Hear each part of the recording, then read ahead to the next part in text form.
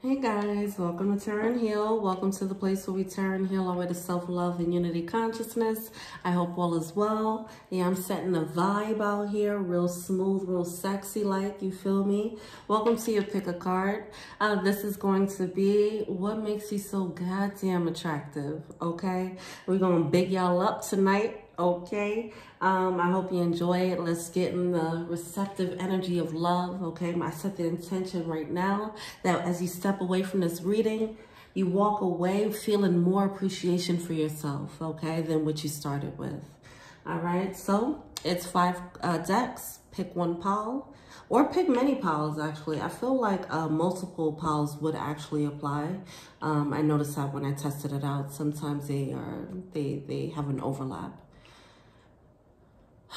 Either way, let's get in the vibe. It's pile 1 through 5.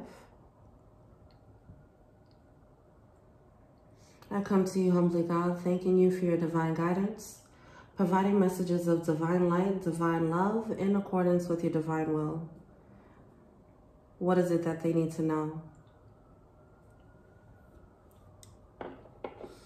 Allow me to say the things that make them feel so goddamn attractive when they step away from this reading.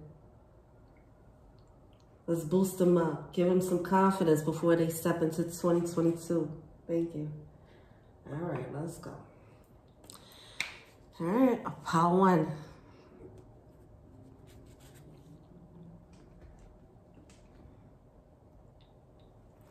All right, what's going on with pile 1? What makes them so mother effing attractive?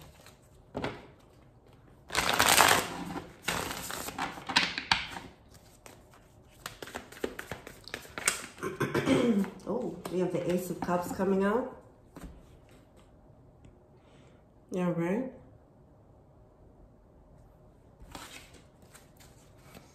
Oh, that's an Ace of Swords. Huh. Okay, so pile 1 is coming off like they come off very stable mentally. This person has a very sharp mind. Their mind is very attractive, is what I feel. You say things, it makes sense. So this energy is definitely giving intellectual energy, is giving sapiosexual energy. You might attract people who are intelligent, or attract intelligent people, people who like to, their way of flirting is banter and mental gymnastics, and you can keep up, you know, or you're the one inciting that. Either way, you're coming off as someone who's very intellectually sound. All right. You have a clear sense of judgment. This is a very practical, a sexy trait, but it's a trait nonetheless, especially for an intellectual, right?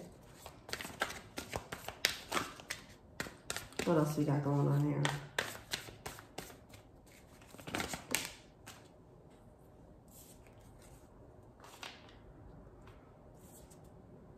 You're going to speak the truth. It's something about it's a straightforward approach, okay? You're going to speak up when things are wrong or whatever the case is, but it's something about your communication that is attractive to people, all right? How you communicate your intelligence is attractive. What makes people drawn to pile 1? What makes people drawn to pile 1?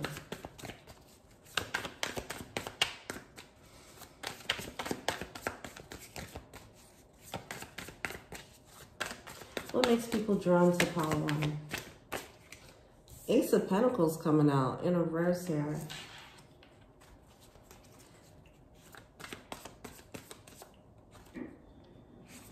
I feel like you're full of ideas. This is a very intellectual, this is a very intellectual set here, okay? Your strength, I mean, I'm sure you have other things that are attractive, but this is what people pick up on, your intelligence, okay? And it makes people stop like, whoa, okay. I feel like you have a lot of ideas. if somebody needs a think tank or to mastermind, they know that you would be the person to, you have to be a part of this, okay? You're a person that someone can build with. People see you in a very practical sense of like, if this is romantic, then it's a partnership. If it's a friendship, it's like, this person is a good person and be on my team. You carry a lot of value, all right? And people love that, okay? All right, let's get into the good stuff. What makes them attractive to their lovers? What makes Pile 1 attractive to their lovers? Rather, what makes them a good lover?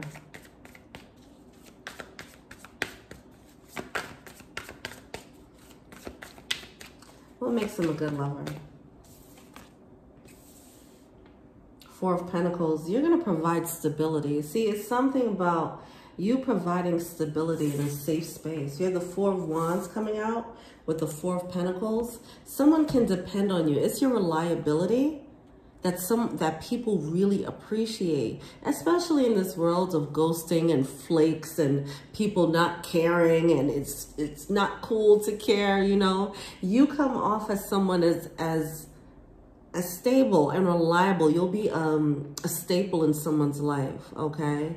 You come off as a very solid person, all right? That authenticity and that authenticity is definitely, it's what makes people want to be around you or keep you around. So as a lover, they see you as someone that they could build with. See this Five of Swords in reverse.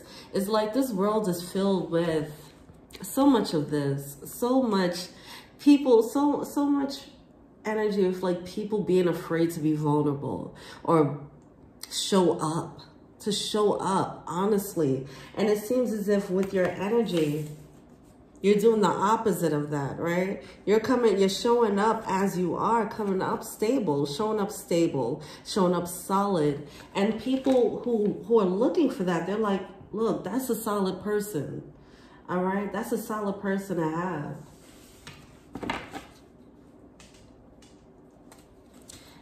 In a relationship, oh, that's the next one. How would they be?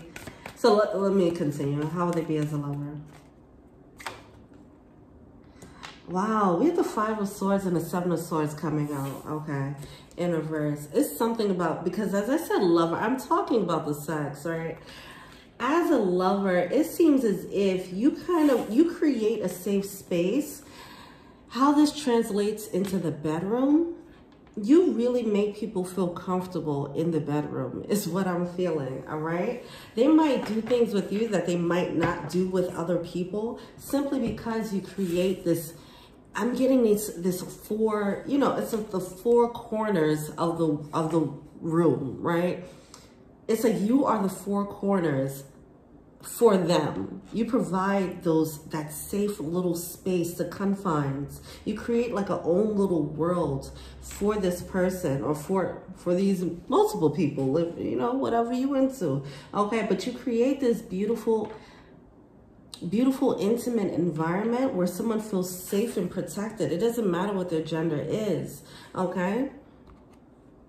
We have the Seven of Swords with the Five of Swords. These are the two cards of deception coming out in reverse. You make people want to drop their guard, all right? Drop whatever facade that they had up of, as I mentioned, you know, how people are nowadays, not want to be vulnerable.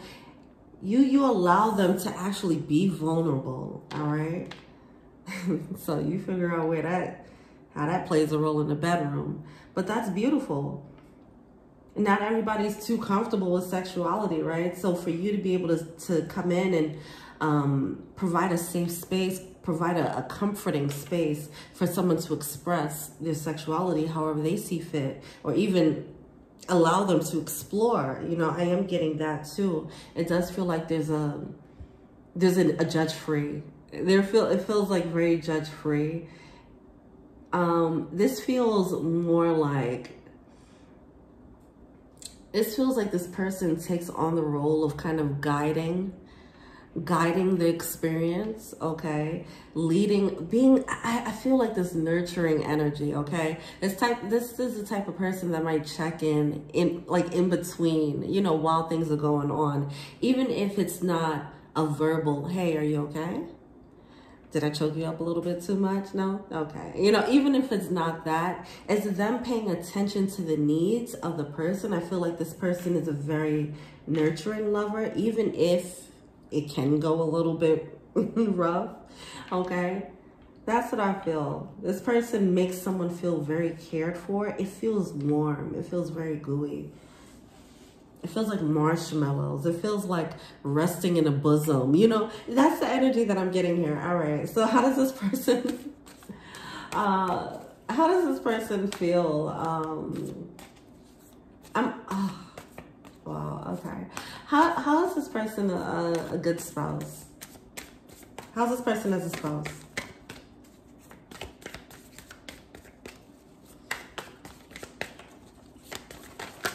I feel like people could get wrapped up in your energy, okay? In your cuddles or the affection, okay? I just feel a very gentle, warm energy here. But it almost feels, it's very motherly, okay? Is what I want to say here. So as far as a spouse, we do have the Page of Swords coming out with the Knight of Cups in reverse. Both of them coming out in reverse. I feel like this person, or you, you're pile one. See, I feel like you're a solutions person. With that, back to that intellect. Your spouse, or the one who's right for you, which may not be your current, who knows, but you'll help them see things in a different light with the Page of Swords, okay?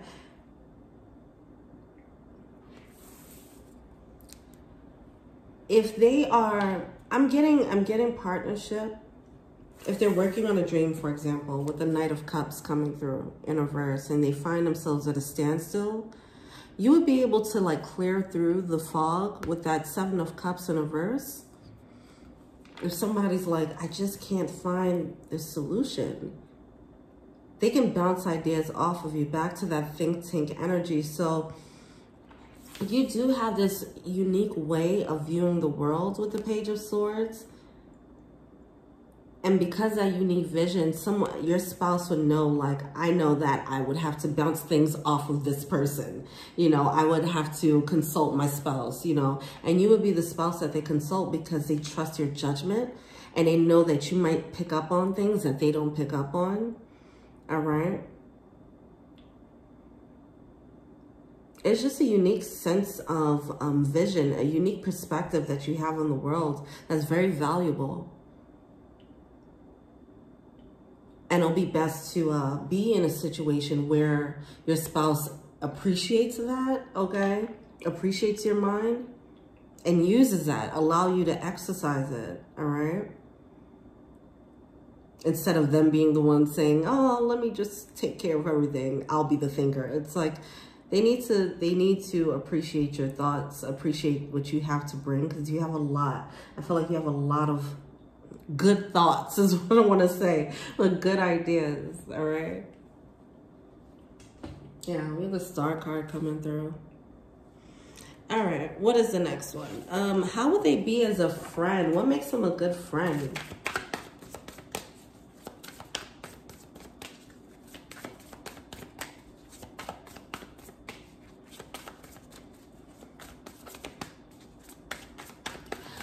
Back to the spouse, you might find that you just attract partners. And I feel like these people, whether you guys stay together or not, they're like forever changed. Like the way they view the world is changed because of maybe just listening to you talk or whatever the case is.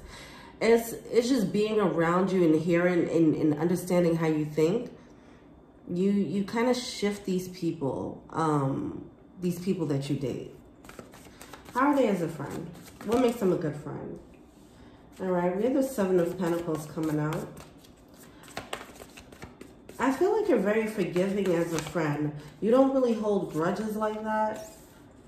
And then we have the Queen of Wands coming out, which is a card of grudges. All right. I feel like you're able to release that. I feel like you're able to release grudges here. Because you'd rather just enjoy the process. You'd rather enjoy the friendship. Okay, see? It's like, not saying that you won't get mad.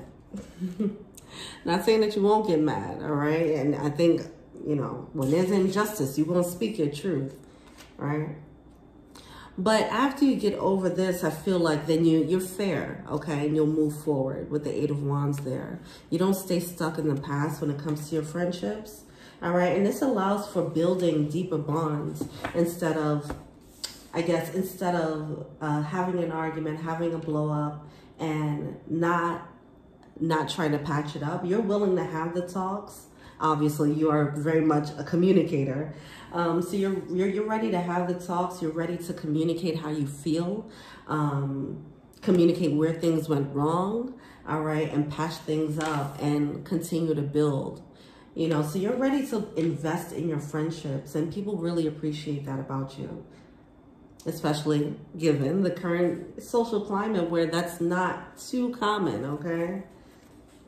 Or it's not at least advertised. It's not advertised to be cool. I mean, yeah, it's not advertised to be cool to do that. All right, how would this person be as a parent? What makes them a good parent? Wow, we have the Knight of Wands coming through.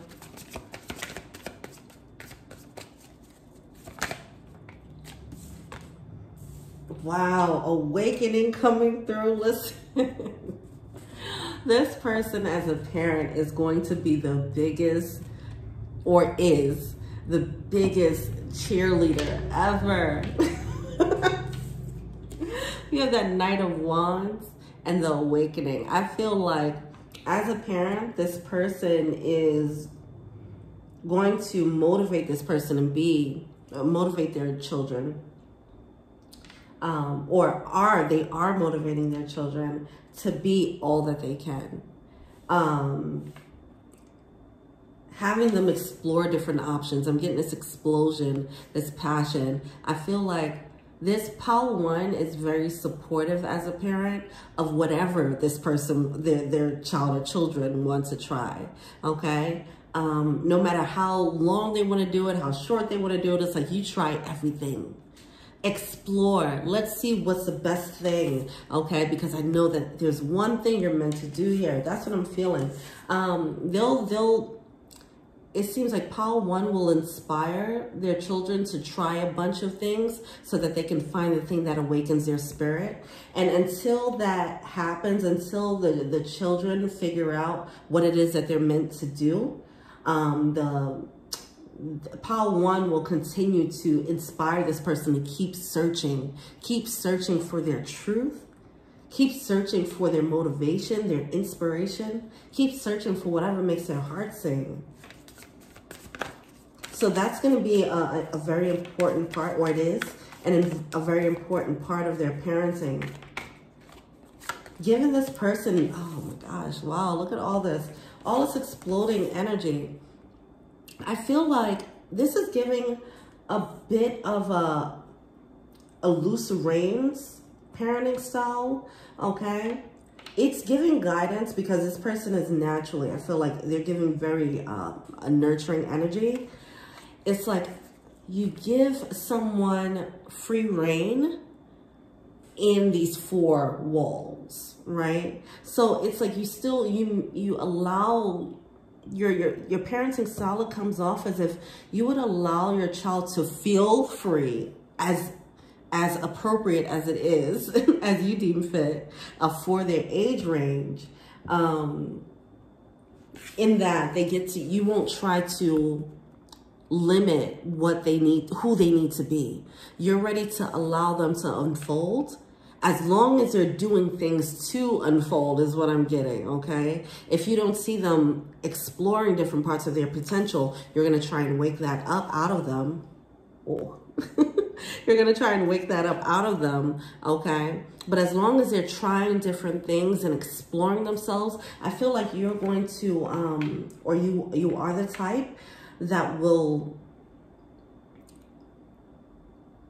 freedom of expression. That's what I'm getting here.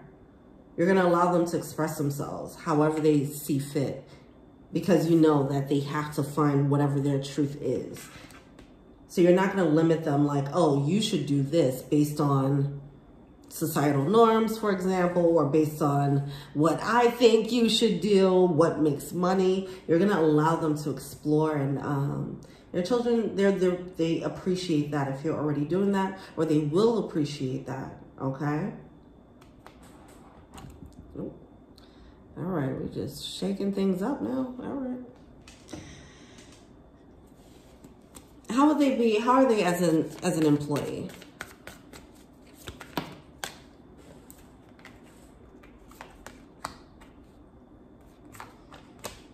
As an employee, you're supposed to be a leader, okay? You're supposed to be in management, all right? And I feel like even just like your parenting style, your management style is the same approach, in that you'll set boundaries, but your boundaries will be you'll give them a lot of space, okay, before they hit a wall of a boundary, okay? You'll set the necessary boundaries. So how that shows up at work, if you do find yourself in a leadership role, or if you are in one now, how it would show up as a leader, or a manager, whatever, it would show up as you not micromanaging everything, okay? We did that Four of Swords coming out. It's like you're going to just do your own thing. You're going to set proper guidelines and expectations, but you will allow your employee to explore, you know, and figure out where they best fit as an employee on your team, you know. That's what I'm getting here. It's very loose boundaries. But still appropriate, right? Where it needs to be, Because I feel like this energy is giving,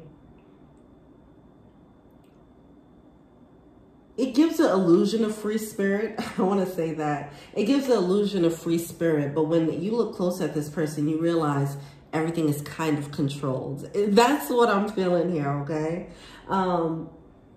It's like flower child, to an extent. We're gonna reel it in, you know? And I feel like that philosophy is just taken through in how you treat everything around you, all right? There is a sense of control. Yeah, back to the sense of control and balance and reliability. You create this aura of reliability because you actually are creating stable circumstances, okay? In how you manage the people around you. So you make people feel comfortable. It just feels very paternal or maternal, like you might be the therapist friend, something like that. Or you might be the person that, you know, like the mama, the papa of the group. That's what I'm getting here, okay? The responsible, reliable one. I'm not saying you don't have fun or you don't get wild, but it does seem like you get wild to an extent. But people know that you're the one that is the responsible one, okay? Or that they can rely on. That's awesome. Let's see. How can they enhance this energy? How can they enhance this lovely energy?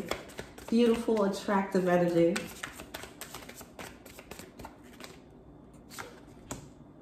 You have the Queen of Swords coming out in reverse here. All right, because you're such a thinker, pile one, because you're such a thinker, sometimes you might find yourself too much in your head and less in your heart. You're being asked to warm up your heart, or just reside in your heart space a little bit more, make more decisions, because I feel like there's a lot of strategic movements as opposed to, screw it, let me just do this thing, you know? As I mentioned, you might come off like this flower child, like, oh, I'm just doing random things, but it really is strategic, is what I feel.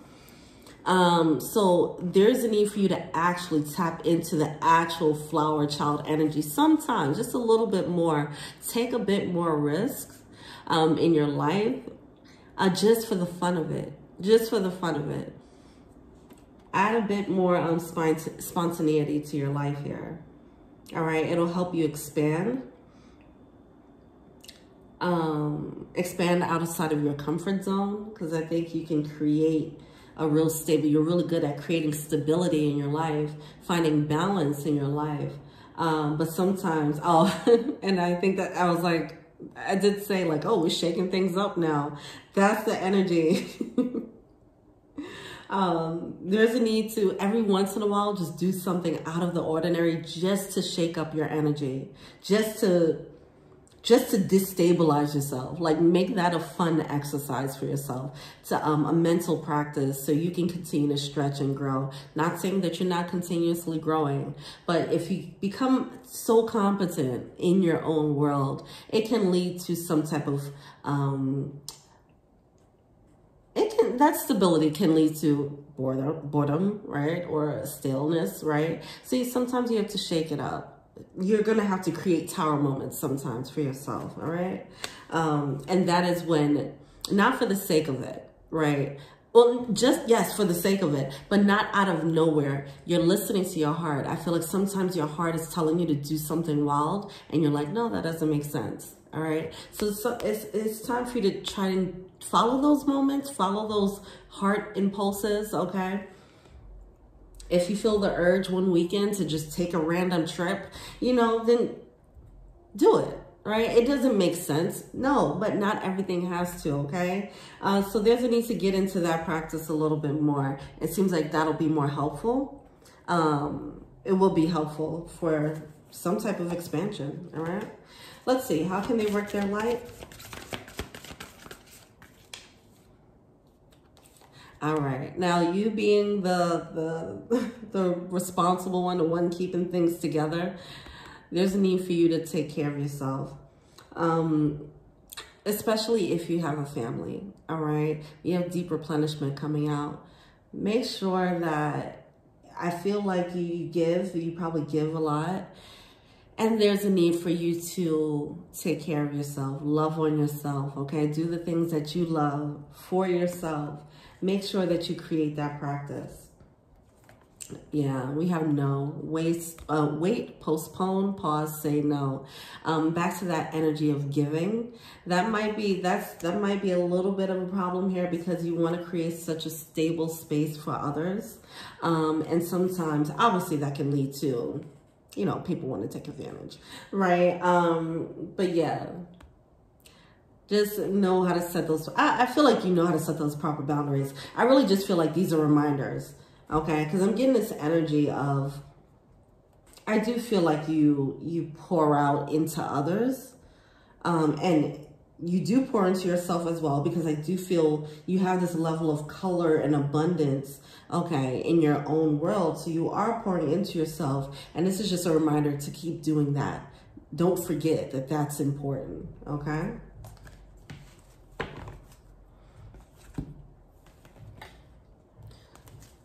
And let's see what the Archangel Michael has to say.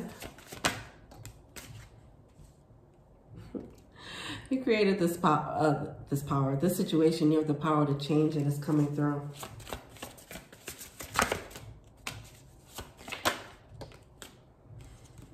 God is in charge. All right. So there does seem like there might be, as I mentioned, this controls element here, and there might be a shadow to that, right? So allowing yourself to follow your heart, because that's sometimes when God is speaking to you, okay, or the universe is speaking to you, however you want to look at it.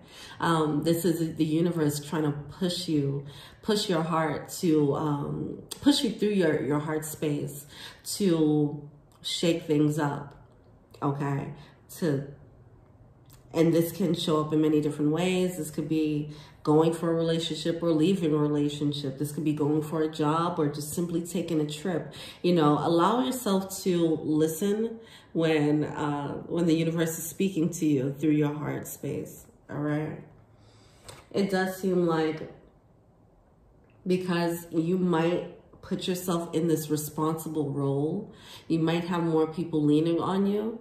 And sometimes that burden might get heavy, all right? You have the power to change that, all right? So just be mindful of that. You don't always have to. That's a part of shaking things up.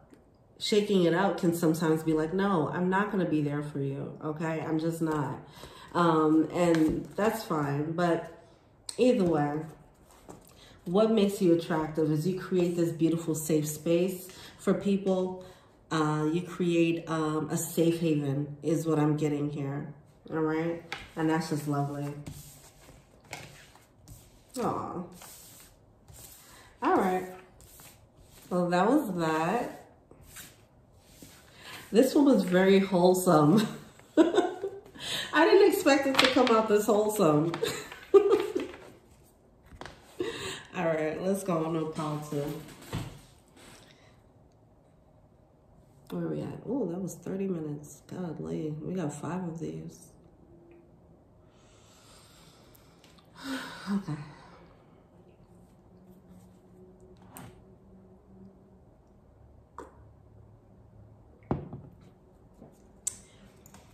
All right.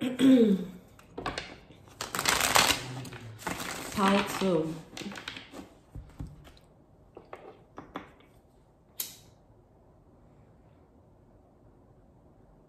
Let's cleanse this energy.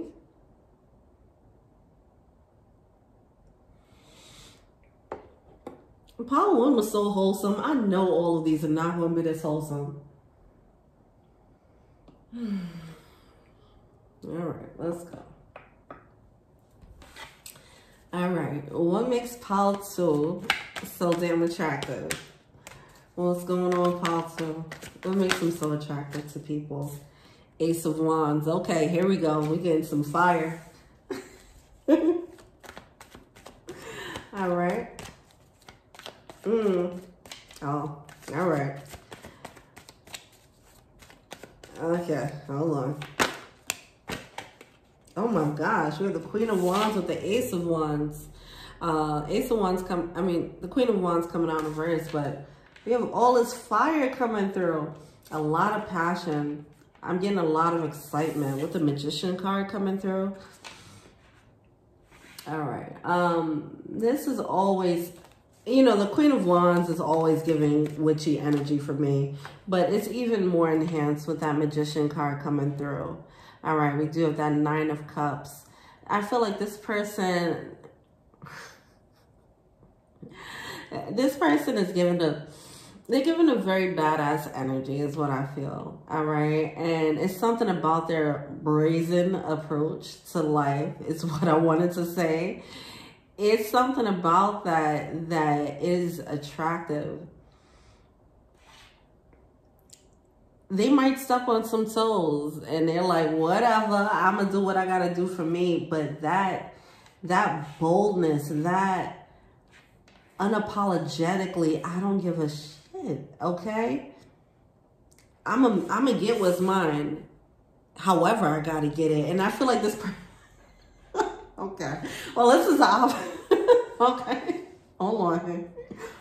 This person don't mind playing dirty. Okay, they don't mind getting rough. All right, to getting what they want, and it's something about being that level of bold and being that badass that is attractive. You know, people admire that. Okay, like I wish I didn't give a fuck like that, you know, to do that. But you always pull something off. It's not like you're just being a badass for no reason. You always land on your feet somehow. Okay, you pull off some things. You definitely pull off some things. You might be a little bit wild in your approach. This energy is definitely giving like Sagittarius type of energy, where it's like, it looks like a tornado coming. But like when a tornado lands, like it's coming down from the sky, once it lands, the tornado dissipates and you see a sunflower grown from the ground. It's like, how did that how did that just happen? You know, it's something, things always line up. This is definitely giving like Sagittarius energy. All right. Definitely fire energy. While the first pile one gave earth energy. All right. What makes people drawn to this person? I just feel like they gotta be exciting. They just feel very exciting. Oh my God, all is fire. All is orange. It's sacral energy. This person has mass sex appeal. This person's a villain. All right, let me tell you something. You guys got this badass energy going on. Okay.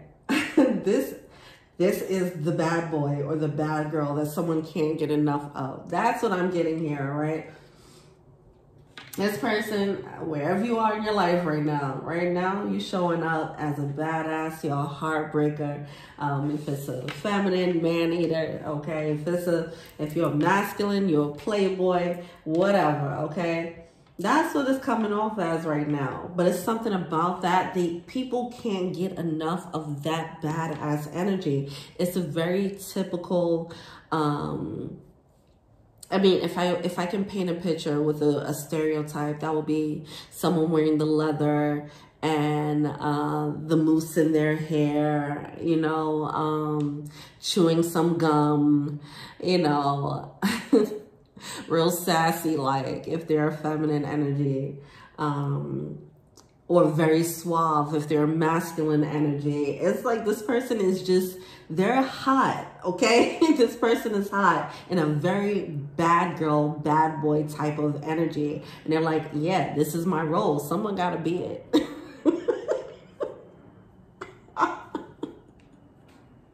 Yo. Straight up, we have the con man coming out like, they're like, yes, somebody got to be the bad boy, bad girl, and that's going to be me. Like, if it ain't me, who's going to be? Okay? But this level, this requires, to be this person, it requires a lot of confidence. It also requires nerve, gusto, cojones, to really be this, you know, to really embody this energy. See, this person knows how to get what they want. And I'm going to talk about this in a way of what makes it so attractive and alluring. So excuse me when I say it does come off like a master manipulator. It just feels like you know how to use people, you know, you use people well to get what you want. People don't know how to resist, it seems. Well, listen, oh my gosh. Oh man, I can't wait to see how it translates in the bedroom. Hold up now. Oh, that is the next question. Okay. What makes them... All right. What makes them attractive in the bedroom? What makes them an attractive lover? This is funny. You might have a way with words. You definitely have a way of spinning things, okay? It's a skill. It is a skill, all right? And even if it's something that is like you're creating this bad boy, bad girl image, nobody can deny that you do not have a skill set to get what you want, which is, I mean, important in this world in general. We want to get what we want in this world. It's just so bold how you go about it is what I feel. And people are just very drawn to that. It's borderline alpha. Okay, so how does this translate as a lover? Well, I'm getting a 3. All right, well, I'm gonna say this. Keep in mind, this could be you, it could be someone that you're attracted to, okay? And I'm gonna say this. I feel like this person is a rolling stone. You can't really keep them. You can't tame them. This is not someone to be tamed and not someone who wants to be tamed. They are going to give you a good time, all right?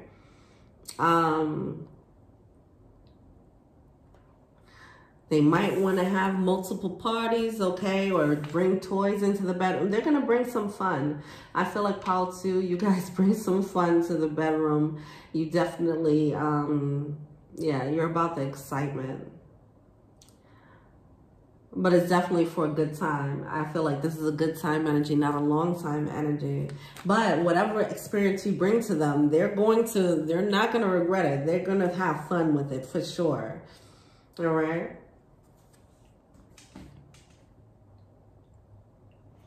I feel like as a lover, you want them to have fun. So if they're not enjoying it, you're not going to enjoy it either. You want to at least, how they feel afterwards, I feel like that's neither here nor there with this, with Pile 2. But in the moment, it's important that everyone is feeling good. Everyone is pleased. Everyone is satisfied. We got another 3 of Cups coming through. Yes.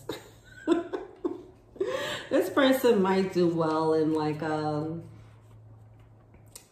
some type of you know, threes a party polyamorous situation. Okay, I feel like this person right now, they have a heavy appetite. And they might want multiple people. If it's not that, I mean, this person does seem like they like multiple people, but if not, then you want one person a lot, okay?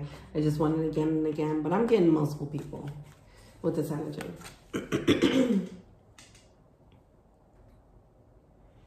It's so rock star. Something about this energy is so rock star. Like, even if someone, it's like, let's say if you, if someone bangs a rapper or a basketball player, right? And it gives someone bragging rights. Like, yeah, I mean, they didn't call me the next day, but, you know, I banged them, right? It's like, it's something like that. This person has that energy where it makes people want to feel like I had that experience with this person, you know? I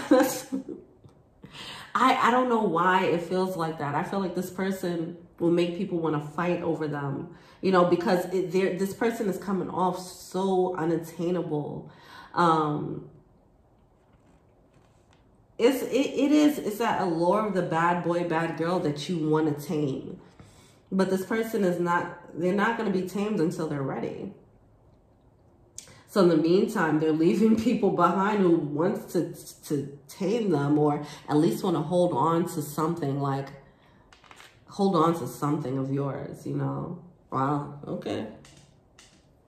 It's like, even if they know that you're not going to give them the love that they want, they at least want to have some type of experience. This is interesting. Who is this person? Oh my God.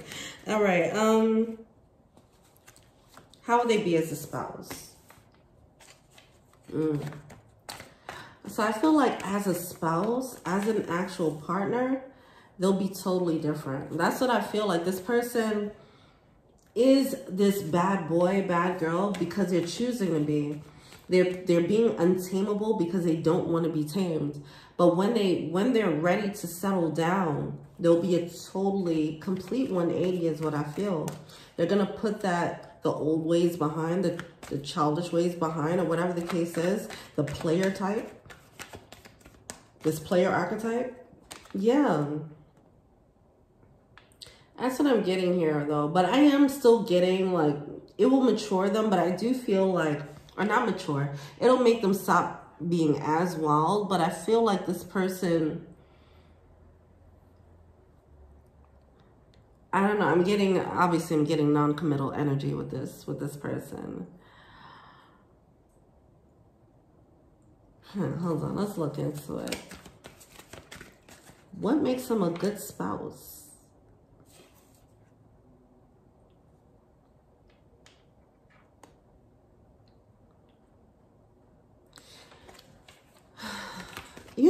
You know what I like about this energy? This person's controversial. Okay, that's just what it is right there. I'm gonna just say that. This is controversial, okay? And some people might not like this energy.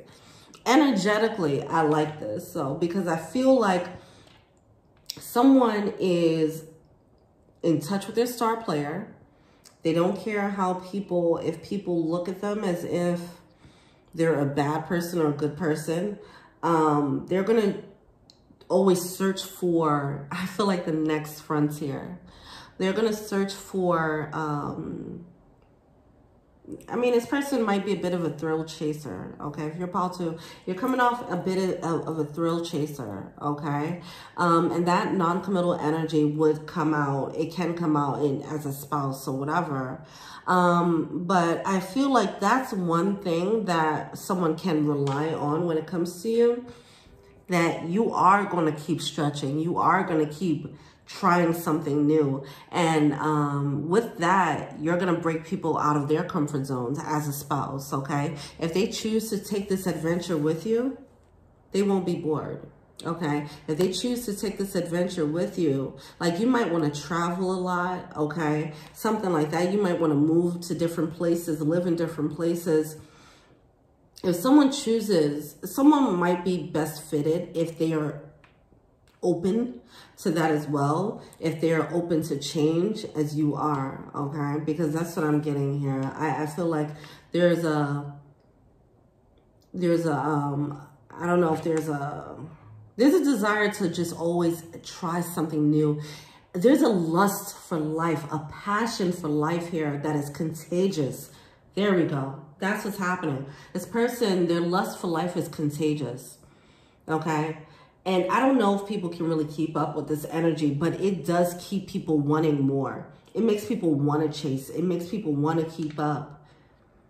Wow, I mean, that's like, this energy, you're like a dangling carrot in someone's face is what I feel like. Nobody can ever get that carrot, but they always want to get you, you know? Wow. People admire your adventure. People wish they could do what you do. You take risks, you're bold, and people are just like, yeah, I wish I could do that. Wow, okay. Very interesting energy. Okay, how are they as a friend? How are they as a friend?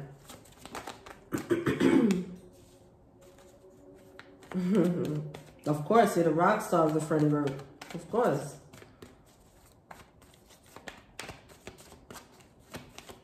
You have the star card coming out here.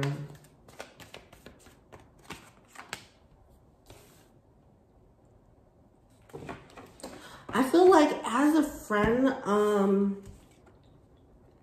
so people obviously, they admire, even though they'll be like, I would not choose the life that person B would choose. They still admire it. They just know that they don't have they don't have the energy or the guts to do it, pretty much. But I feel like as a friend, you might feel a little bit misunderstood because you stand out from the rest, from your friend group, so much, it seems. So they kind of look at you like, this is interesting. It's like you carry this energy of like being the legend of your group, right? Like, oh, tell that one time, you know, you probably have a lot of groupies or yes men or fans or whatever. Like, I feel like that might be the energy as opposed to like, you know, the people that are your friends are, they're giving fan energy is what I'm feeling, all right? Where it just comes off like, well, that's just Paul too, you know? But you're admired. I'm getting this like glazed over look in people's eyes when they look at you in admiration. I feel like a lot of people have faith in you. They think that you can just do anything, you know? They think that you can do the impossible, all right? Whether they say it or not. Yeah, wow. It's this bold, it's because of this bold energy. It's this bold magician energy is making people believe like you can just do things that other people can't do, apparently. You know, and it just inspires this awe and wonder in the people around you. Interesting. Wow. Who is Paul too? All right. How are they as a parent? How are they as a parent?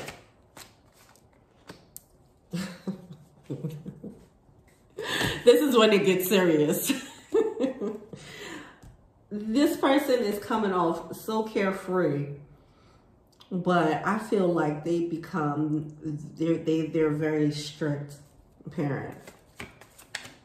I think it's because they've seen so much of the world, you know, or by the time they have children, they would have seen so much of the world and not all good things, because this person does not shy away from the bad, okay? They don't shy away from the dark alleys, okay? And they also don't shy away from the church, you know what I mean? They're gonna go to all the places. And with that, with their wealth, their plethora of experiences and all that they've seen, it makes them really want to, it kind of makes them scared for their child in the world. But it's just based on, if this is you, Paul, too, you have to understand that your child might not be as wild as you are. So they might not bump into all those things. But it's because you have, and you know the possibilities, the endless possibilities of the different types of people, you know, things like that. Like you've experienced these things firsthand. I'm getting like, there might have been, because I'm feeling like some of these situations that you found yourself in, like I said, it's a tornado. So not all of it was good. Some of it might come off destructive, but somehow you still come out on top. So you've seen, I feel like you've seen good and bad with this adventurous spirit, with these risks that you've been taking. Anyway, it makes you want to lay the law down as a parent. You become the complete opposite once you become a parent, it seems. You'll be that person that have all the stories to tell about the wild stuff that you done did. But then you'll become very strict when it's someone you have to care about. I feel like up until the child or the children, you won't have that level of responsibility, not even for your own self, you know. But when someone comes in, when a child is birthed, they're bigger than you, right? And you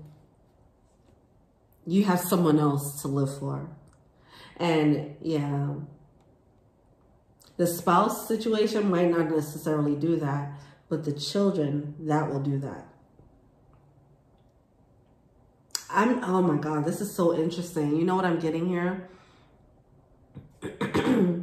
This person, like I said, I did say this with the spouse, like they might do a complete 180. I feel like the spouse, the love will start to change that from the wild person to like, oh, maybe I can, but maybe I can settle down a little bit, but I still want to be wild. But once a child comes in, it locks it in. And I feel like you'll be a completely different person. Like it feels extreme. It feels like black and white. It feels like in your younger days, you were out here in these streets wilding. You know, you had an OnlyFans, you was a porn star, and then when you get a child, then you're like, you want to be a preacher. Like, I'm just saying this to illustrate the level of extreme that I'm feeling, okay? It feels like someone really just like, oh, got something to live for. Let me lock it in. So with that, you're going to have a lot of wisdom. You're going to have a lot of wisdom to impart to your child, okay? Because of the wealth of experience that you've had. And that's going to be very appreciated. Also, I feel like you're going to have this reputation already that precedes you of being the GOAT or being the legend. That's what I'm getting here. And your child is going to feel that. It's something about that that's going to affect the relationship in a good way is what I feel. I feel like your child will also admire you, but it'll be in a different way. Like I said, you have the friends who admire you as a fan or something like that. But your children would admire you in for a totally different reason. So you'll see the glazed over, the starry-eyed, odd look, but from a different place, a more innocent place of love. Wow, this just got deep. Oh my gosh. But anyway. I feel like you'll be fiercely protective of your kids. Yeah. Yeah, I feel like there's going to be a fierce protection of them. Four of Pentacles coming out here. All right. Oh, okay. That'll be it. All right. How will they be as an employee? As an employee, y'all are probably trash. I'm joking. Y'all are probably creatives or something. We have Two of Swords coming through. Yeah, I feel like you guys just come through and shake things up. All right. You're gonna you the type to get hired at a place because you met someone at a party. Okay, it's from your connections.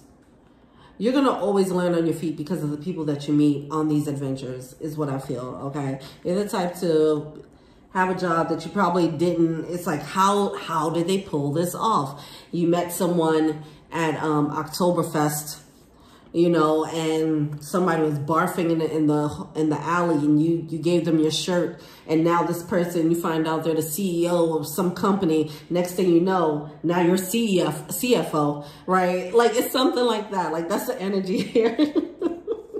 I feel like this person, Paltu, just has wild stories to tell. All right, at least that's the energy that they're carrying in their fullest potential here.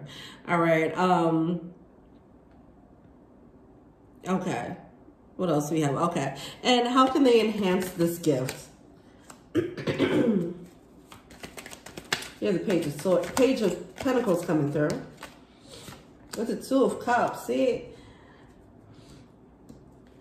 somebody's on a quest, and I feel like not to get all sappy, but this person's on a quest for adventure, but really they're on a quest for their other half, is what I feel. Okay, they want to feel fulfillment, and they start to feel it with the spouse. They really start to feel it when they lock in a family, and that's going to give them the groundedness that they want. All right. And just understand that that's what's happening. That's all it is, okay? So if somebody is moving like a rolling stone and they're like, well, this is just who I am, I'm just this badass. Really what's happening is you don't have this yet, okay? And so you're choosing to live your life a little bit recklessly for the sake of entertainment, or for the sake of lack of this level of stimulation, the stimulation of a solid love, okay? I don't mean to go there, but that's what's coming through. This is how you enhance it. You find someone who is a match, okay, and they can help balance this wild energy out. You can find the adventure. Instead of going out and having these physical adventures, sometimes your adventure could be the adventure of the heart. The adventure of the heart. So you taking that leap of faith and diving into love, that is, man, I'm getting anxiety thinking about it, you know, right? So when you first fall in love, you get the butterflies and all that. That adventure of navigating another person and actually building and growing, there's a need to find that adventure in that, okay? That within itself is a mental and emotional adventure. So that's what you're being led to do. Like, that's going to actually enhance your life, okay? Love.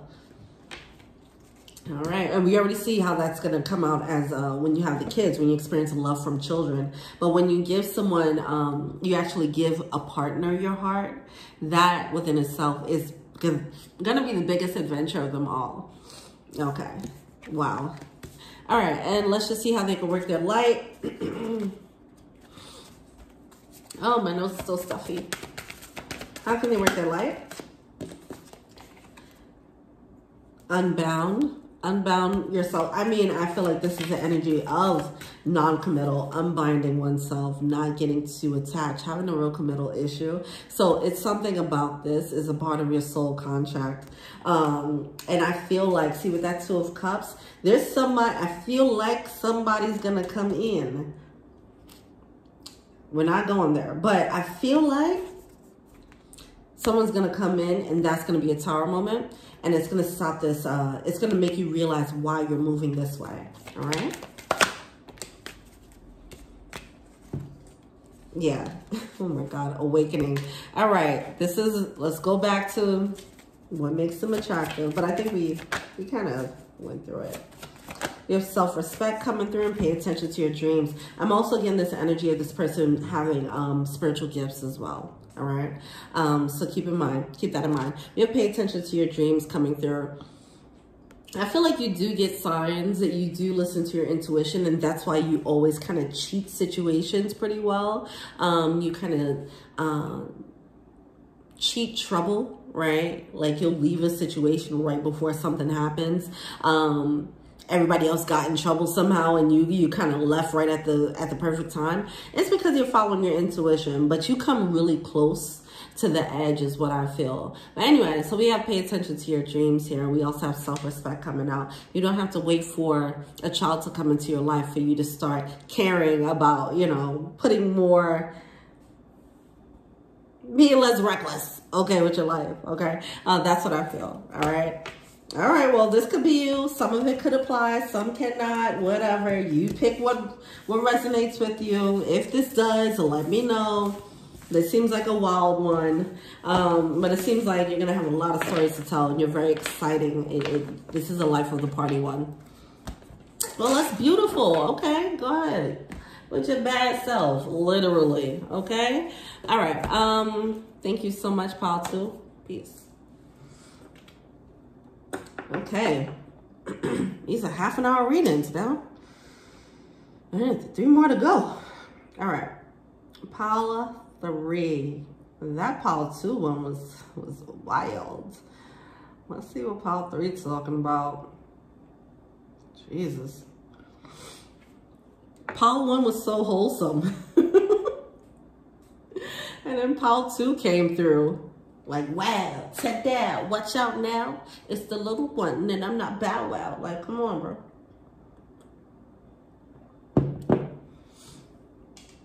All right. Pile 3. I'm trying to put in this timestamp so I don't forget. Cool. Pile 3, I'm using this Ethereal Visions deck, so now I'm curious what Pile 3 about to talk about. These pick of cards be throwing me all the way off. I be thinking I know how it's going to come out, and it don't. It don't come out like that at all. All right, what's going on, Pile 3? What makes them so goddamn attractive?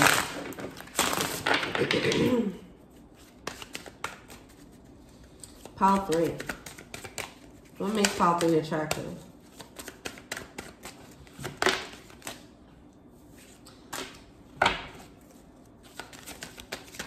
Yeah, the Chariot coming out in reverse.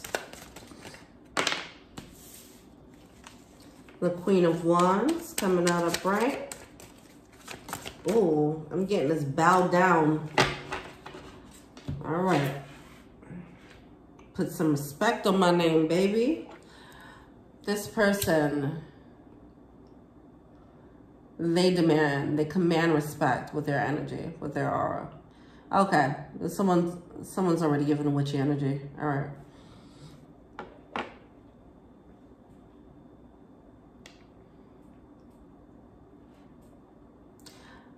This person is very attractive. If they're not witchy, they're like a vixen type. I feel like everything stops. Everything, like they walk into the room and they command attention. Okay. It's something about their physical appearance for sure, okay? Whether it's their actual features, whether it's how they dress, how they present themselves, their posture. They have a unique flair, is what I'm hearing, okay? They have a unique flair to them where you can't not notice them. Well, if this is you, Pile 3, people they can't not notice you, okay? You're going to walk into a room and people are going to be like, who that, though? Who that? All right? I feel like when people see you, they're going to see more than just what you're wearing. Even though that does play a role, it's something about your aura that does shine through. Now, this aura, this can be mystery. This could be aloofness. It's all around sex appeal. It's sex appeal, okay? And whatever your flavor of sex appeal is, it's magnetic and it's attractive. Okay. All right. And what makes people so drawn to them? What makes people so drawn to pile 3? The Temperance. You come off, yeah. See, this is giving witchy. All right. This person yeah, okay. High Priestess. Yeah. With the Temperance and a High Priestess, it's giving witchy. It's giving high priestess, yes. High-ranking spiritual being. That's what it's giving here. All right, but not in a way that's coming off like Jesus, right? Not necessarily like that, but it has that magnetic alluring effect though. Wow, okay. Your spirit definitely shines through. You adorn yourself with nice things, but your spirit definitely shines through the nice things. Like, it's not you wearing the things. I was about to say they're wearing you. I don't know. It's something like that. Like, you will own anything. Whatever you wear, you're owning it, okay? Is what I'm getting. It has this energy of you can make anything look good, all right? Anyway, but it's not because of, not saying that it's not because of the physical. It's because it's your energy that's so potent. That's what it is. It really is. This is high spiritual energy here. And people are, when they see it, how it shows up, how it manifests, how it's perceived is attractive. How it's perceived is the je ne sais quoi. I just don't know what it is about this person. But what they're experiencing is a powerful spiritual being. People don't know that that's what it is. They're just seeing a sexy beast, or that's it, someone that they can't take their eyes off of, something hypnotic. Even if you're not wearing, if you're not adorned, okay, I keep wanting to say adorned like royalty. I'm getting high level spiritual energy here. So even if you're not adorned, even if you're wearing sweats, people will be confused like, what is it about your energy? Like, why do I feel you when you come in the room? You know, that's that. Wow. Okay. Yep. So that's the energy here. But also you radiate a warmth and loving, a loving energy. I almost want to say loveness. You have a loveness. All right, so we have that King of Cups coming through with the Nine of Cups. Because of this, it's your energy that's shining through. Even if you're not someone's type, you're someone's type. That's what I'm getting here. Even if they don't go for your physical type, your energy is very alluring, where it's like someone is drawn to it. They talk to you for a little bit and they're going to start seeing, they'll find the beauty, you know, that relates to them, okay? Not saying that you don't have beauty, blah, blah, blah. I'm just saying we can't be everybody's cup of tea, okay? But that doesn't matter here, because your soul shines through your physical so much, okay? Whether someone finds you attractive wouldn't at first find you attractive, they're going to find you attractive. You know, because that's how your spirit is manifesting. It's perceived to people as attractive. Okay. What the heck? Yeah. So you have that Nine of Cups. You come off as people's wish fulfillment. This is coming off as a very dreamy, like mermaid, mythical creature. Like, people fantasize about you. Wow. Okay. All right, what do we have here? What would we, oh gosh, I don't even want to go into this. I'm scared. All right, what makes him a good lover? What makes this mermaid a good lover? Radleigh. I mean, they gotta have that Badu pussy. Okay, they gotta have the Badu pussy.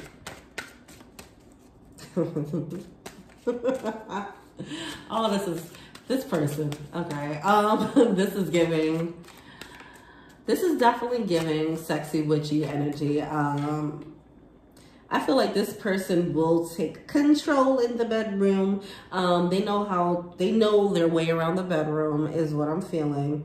With the Six of Wands, I mean, I don't know why I'm getting riding. Like, this person knows how to ride. They know how to work it. If it's a feminine energy, they know how to ride it. If it's a masculine energy, they know how to ride the person that they're riding. All right. But they know their way around. They're an active lover. Okay. They're going to put in that effort. Okay. They're going to let their presence be felt. You're going to feel them. Okay, is what I'm feeling here. And it's kind of earth shattering. Okay, so we have that Tower card coming through. Oh man. See, this person is out here rocking worlds in the boudoir. All right. Straight up, pile 3, you putting it on people, okay? You putting it on people with that witchy ass, okay? Or wizard ass. You got that wizard freaking rod going on, or the Badu Pum Pum going on, and you out here just rocking people's worlds, just casually. What you doing? Put that thing away, all right? Stop messing up people's worlds, creating towers with your sex. What you doing out here? All right. How are they as a spouse? Oh my gosh. This has Vixen Witch. Okay. Or Vixen Wizard. Whatever. As a spouse, you're oh. Yo. Okay. As a spouse, we do have the Queen of Pentacles coming out with the Ace of Cups. So this person comes off seductive, all right? They come off very magnetic, attractive. They make you think sex. That's what I'm feeling. When they become a spouse, they do button up, is what I feel, okay? Their energy as a lover and their energy as a husband or wife is kind of different, is what I feel. Or it's just another dimension added to it. The dimension of them, which is a spouse, is a partner, okay? With that Queen of Pentacles energy coming through, they're gonna shower this person with love, adoration. I feel like this person's a hopeless romantic, okay? And they will fall into that romantic bag really quickly if they see the opportunity. If it's not there, they're just gonna be the sexy vixen wizard with the magic stick, or the Badu Pooms, okay? And they'll just play that role and know, like, okay, this is what it is. This is a pocket. But once they find that someone's worth it, then they'll go into another mode, oh my gosh, of wooing, okay? If this is, if their specialty is cooking, then they're going to start throwing down some food. They're going to present like, let me show you what this other facet is. This is not what I show people as far as why I'm a good spouse, but because I see you and you special, okay? Let me cook for you. Or if they want to play the provider role, it's like, they're like, okay, let me show you how I can be a provider. Let me show you how I can fix things around the house. Let me build things for you, whatever. You know, that's what I feel. They keep that in their pocket. People don't see that part. Wow. But when they see the opportunity, then they'll present themselves as this totally different energy is what I feel. I feel like their demeanor changes, how they dress change. They show more of themselves, okay? When people see them as a sexiness, this vixen energy or this suave person, it's because that's how they want to show up. It's fun. That's single them. Wow. Okay, that's single them. And then when they want to show up, when they switch over and they become a spouse, then they button up. They know exactly how to put that part Not necessarily put it aside, but keep it in the pocket, okay? That's what I'm feeling here. Okay. Yeah, so this person is a partner. That Queen of Pentacles, King of Pentacles energy, that's like perfect spouse energy. This person knows how to give love, okay? They know how to give a balanced love. They're not afraid to show love. They're just not going to show that loving side to everyone. It's like, I'm going to give you the whole side of me, okay? Because you only giving whole energy. But if I see my husband, or if I see my wife, I'm going to take this off, put this other thing on, okay? I'm gonna put my husband hat on, and I'm gonna show up and let them know what they're talking, what they're dealing with, who they're talking to. All right, this is my play attire, okay? This is my play clothes. Let me put my real clothes on, all right? And I feel like they become more glorious. This person becomes more glorious when they're in a partnership. This is actually kind of similar to the to Paul too. And that is something about them having a spouse. Them by themselves is a little bit more edgy. The single version for Paul 2 and Paul 3. This is like the female version of Paul 2. This person is edgy when they're single, but when they become a spouse, they know how to put on. They know how to represent. They know what it takes to represent as a team, as a family, as a mother, as a husband, as a wife, as a father, you know, that whole thing. They know how to present. So if they're presenting in a certain way, in a sexy way, it's because they're single. So that's how they want to present. But once they're spoken for, I was going to say taken care of. Once they're spoken for, they won't move like that anymore. Wow. Okay. Anyway, the spouse is going to appreciate that. They're going to see how glorious this person really is.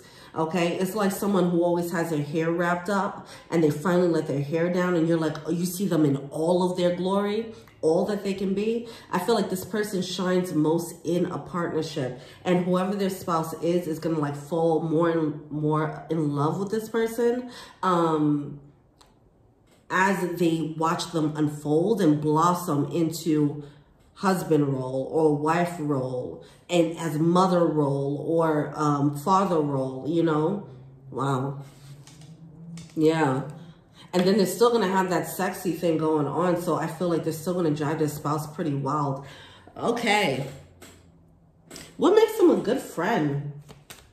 All these archetypes are so interesting. Oh my gosh. These pick a cards be going so deep. How are they as a friend?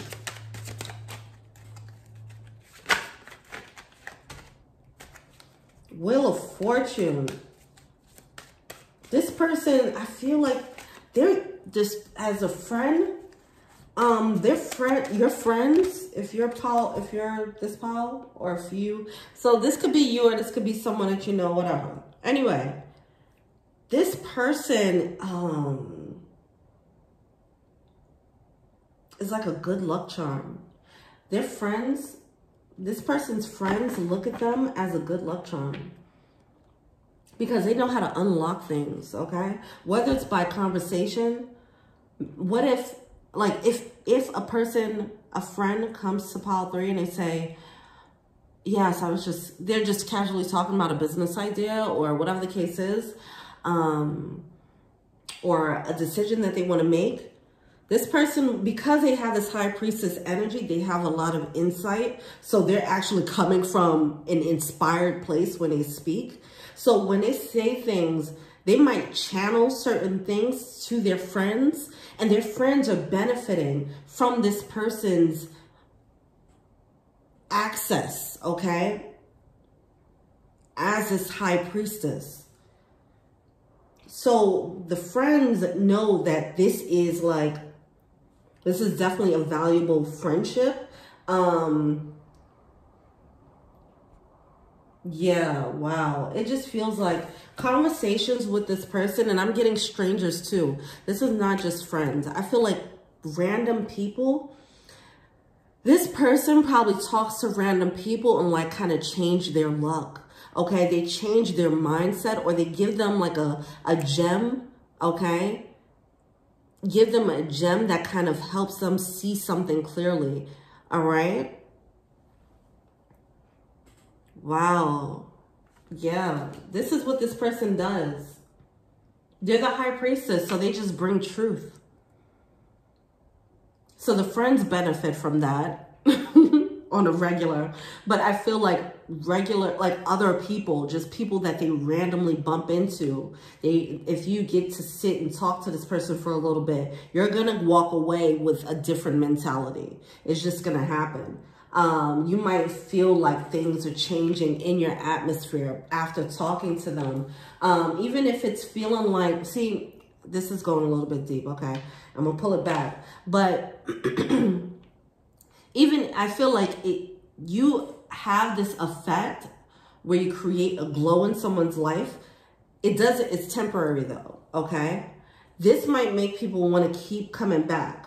Okay, so you have people really drawn to you, drawn to the whatever energy you inject energy into people's lives.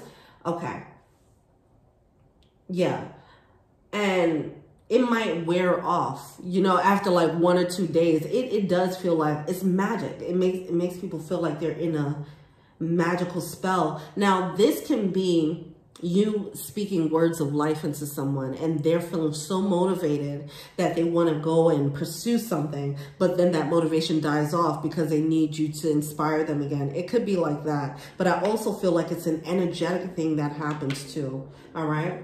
Anyway, you change people's perception for the better though. Even it might not last. They might go right back to who they were. But for a couple of days after meeting you, you have a lasting impression. Your energy imprints on them. Yes, you leave a mark on people. What the? Okay. All right. I mean, shit. Go ahead and be the change you want to see in the world. You feel me? All right. How would they be as a parent? Wow. Oof. How would they be as a parent? Or how are they as a parent if they already have children? How are they as a parent?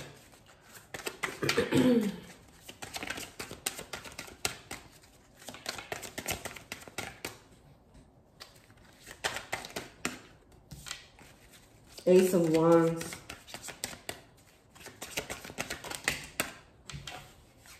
So many cards. I mean, exactly what you think this parent would do, okay? Be a guide. This person would serve as a guide, okay? A spiritual teacher for their child, okay? Showing them how to navigate the world. The child will be ahead of their time, or the children, they'll be ahead of their time spiritually because they're born from this person, obviously. So it's like they're providing this beacon of light, but I feel like doing it the way guides do. All right. So it'll be a very unique relationship. It'll be a very unique bond that this parent has with their child as a guide. It won't be a typical, you know, parent, child, because this person is coming through with high spiritual wisdom, right? So they're going to understand, like, this is not my child. It's not mine. This being chose me to guide them through this world until they find their own path. And this is how that parent will move. This is how this person will move. Very, wow. Yeah. Okay. The child is going to be very evolved because of it.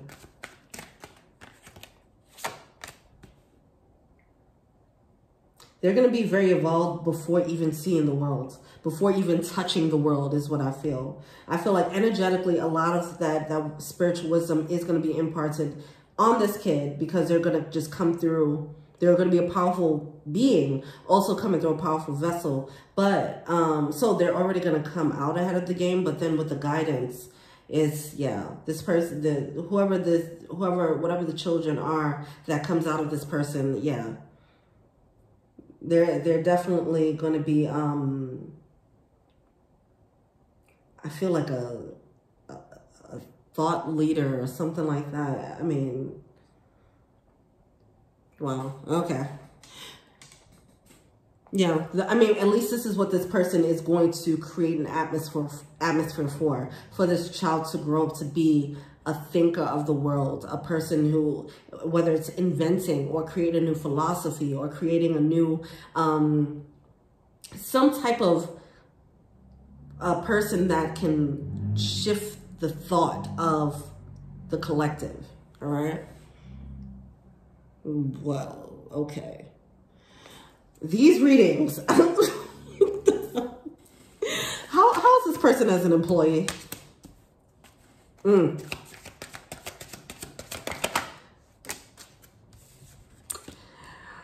Because this person is a high spiritual being, they do not do too well in the corporate environment, is what I'm feeling. We did the Justice card coming out with the Strength card. I feel like with this energy, it requires a lot of strength for them to stick to the mundane. Okay, so if this is you, it might be best to find a way to have more of a free-flowing way of making money, obviously. And your spiritual, you know, with your spiritual tactics, you can find a way to manifest that path. All right. But yeah, it seems like you're not supposed to be an employee.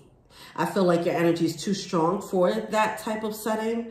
That's what I'm getting here. All right. It's like you would break the mold. Or the machine would try and break you, is what I feel. Break your spirit. Okay. So just be mindful of that. How can they enhance this energy? Embrace it. Star card. We have the Star card coming out in reverse. Embrace this star energy. Back to the beginning, when you step into a room, everything stops. Embrace that. What can you do with that? Wow, we have the Page of Wands coming out here. There's something about presentations. Presentations.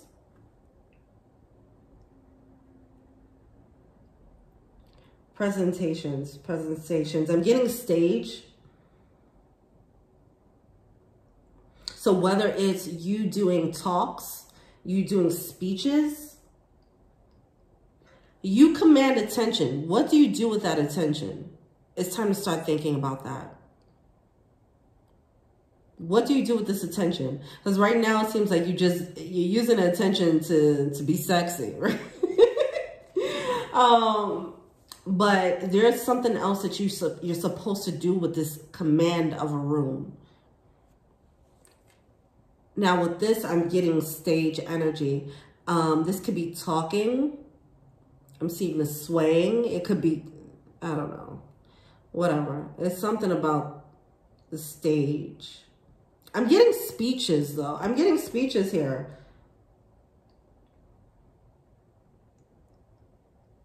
Yeah, it's something about speeches here, okay? Anyway, wow, okay, cool. Let's see, how can they work their light? And then the Archangel Michael deck.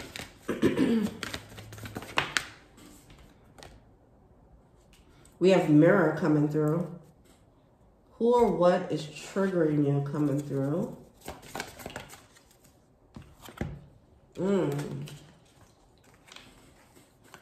All right, there's some deeper stuff coming out at the end. With all of these, deeper stuff come out at the end, like a mini reading outside of what makes you attractive. Now, we do have the Mirror, we have the trigger energy, and then we have forgive yourself, you've done nothing wrong. There's some energy, there's some shame about the past, okay? And that's stopping you from commanding or owning this energy that you're commanding. It's something about that you need to get past. It's some healing with that Star card coming through, all right? There's some shame and some guilt that needs to be released so that you can fully step into this role and believe that you deserve this shine, okay? Whatever this way of presenting is. The way of presenting right now, you're showing up like, okay, and not saying you're just showing up as sexy, but it's just an example. It's something that's more superficial. And what's stopping you from actually showing up in a more powerful way when you're People, when they stop and stare, they're waiting for something. Okay, these people are expecting something. But then if you just show up like, hey, turn up, hey, then it's like, oh, okay, well, I guess I wasn't expecting anything at all, right? It's that, right? So it's like, expand what you want to, how you want to present. How do you want to present? Like I said, and don't wait. This is reminding me of Pal 2 again. Don't wait for a partnership to show your glory, because I feel like your partnership will put you in that place, because you'll no longer be in this, whatever the superficial, the more superficial energy is. You won't have to do that, or you won't feel the need to do that anymore. So then you can show more of your substance. Try to start showing your substance now, okay? As far as how you present. I just keep saying, it's something about the way you present that needs to be a better reflection of who you are. Also because, and it's coming from shame, okay? It's like, I don't believe that I can present in this glorious way because of shame of the past, all right? Now, what else did I want to say? Oh, because, see, I want to say this when I saw the spouse energy here. The spouse is going to be surprised of this unfolding because they saw you, they met you. See, all right, I'm going to tell you a story. It's like you meet someone in a club, twerking, in a twerking contest, right? And this person, somebody falls in love with you as a twerker, and they look at you as that. And then they get to know you more, and they realize you're really this Queen of Pentacles energy that's very grounded, and you have a lot going on. You have a lot to offer outside of twerking, you know, things like that. And it's like they wouldn't have guessed that from how you initially present. So these need to start matching up, start incorporating this other side, this more glorious side, more of the wholesome, I want to say, more of this wholesome energy. Incorporate that more into this vixen energy. It'll bring a beautiful mixture together, okay? All right. These readings. Jesus. Oh, my God. I hope y'all are enjoying these readings. These are... Sheesh. All right. Let's go. Oh, yeah. Powerful. What's this one here? Yeah, forgive yourself, you've done nothing wrong. Okay.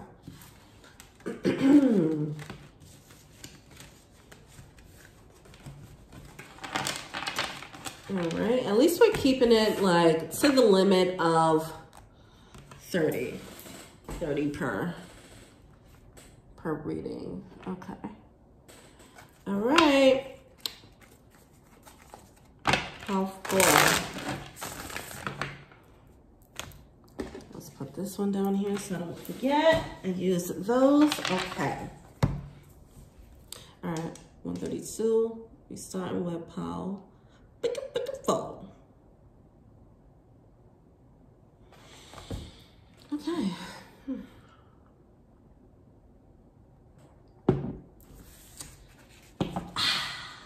Okay. All right, Paul 4. What makes Pile 4 so mother effing attractive? I'm already feeling more playful.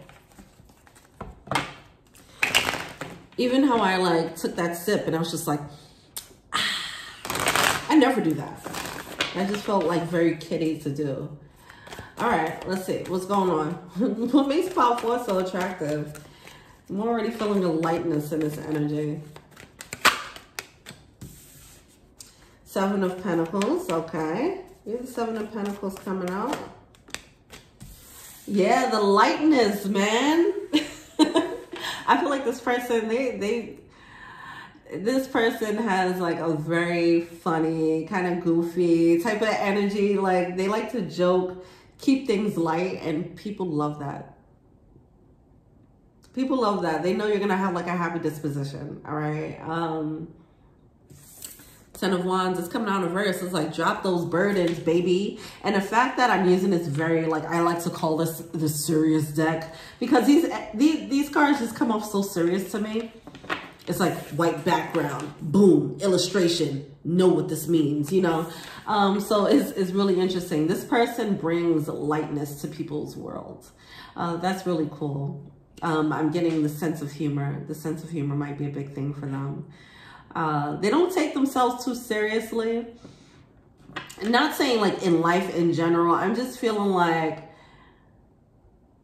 they don't take themselves too seriously where they can joke. Right? They can joke, and it's cool. I love it. Okay. They're very playful. What makes people so drawn to Power 4? I'm already smiling. So we have the Three of Wands coming out. This is someone you want to take a trip with. This is somebody you want to be on a journey with, okay? If you're going to be stuck on a bus or a plane or on a long trip with somebody, it's Power 4 that you want to take with you, because you know they're going to bring some fun. They're going to bring some energy, all right? They might have a few, you know, some drinking games to make something interesting. You know, they're going to do the things, all right? That's what I feel here. They're going to lighten up. It's like, if you don't, they're going to lighten up the mood. At a party, you need this person here. You need this person here for sure. If somebody's feeling bad, this person's a pick-me-up, okay? If it's like, I don't want to talk about anything serious, and you know, we have different people for different things, you know? This is a person where it's like, I just want to take my mind off of things. Let me hang out with Power 4. And that's cool. It's something about like chilling with this person or chilling with you if you're Power 4. This could be you or someone that you're attracted to and you just chose it. The thing about this energy is, it's something magic to this energy of laughter, right? When they talk about comedy and tragedy is of the same, I don't know what that saying is, but it's the same energy, right? There's a magician's spell, you know, it's a magician's way, okay? That's a magician trait, to be able to, what is the word I'm looking for? Transmute pain into laughter. To look at something bad and make someone laugh anyway, right? Or to have someone really in a funk and to still try to pick a way to find the right angle, say the right thing to inspire laughter, to inspire someone to just hop out of their current funk energy and just pick them up and drop them into laughter. That is such a beautiful skill. Comedy is amazing. And this person has that beautiful trait of doing this, okay? Try to pick someone up. You know, if you're not this type of person, I'm sure you've probably experienced it where you're feeling bad and someone just don't have the ability to make you feel better. All right. There's certain people that do not have this trait. So please appreciate yourself for this.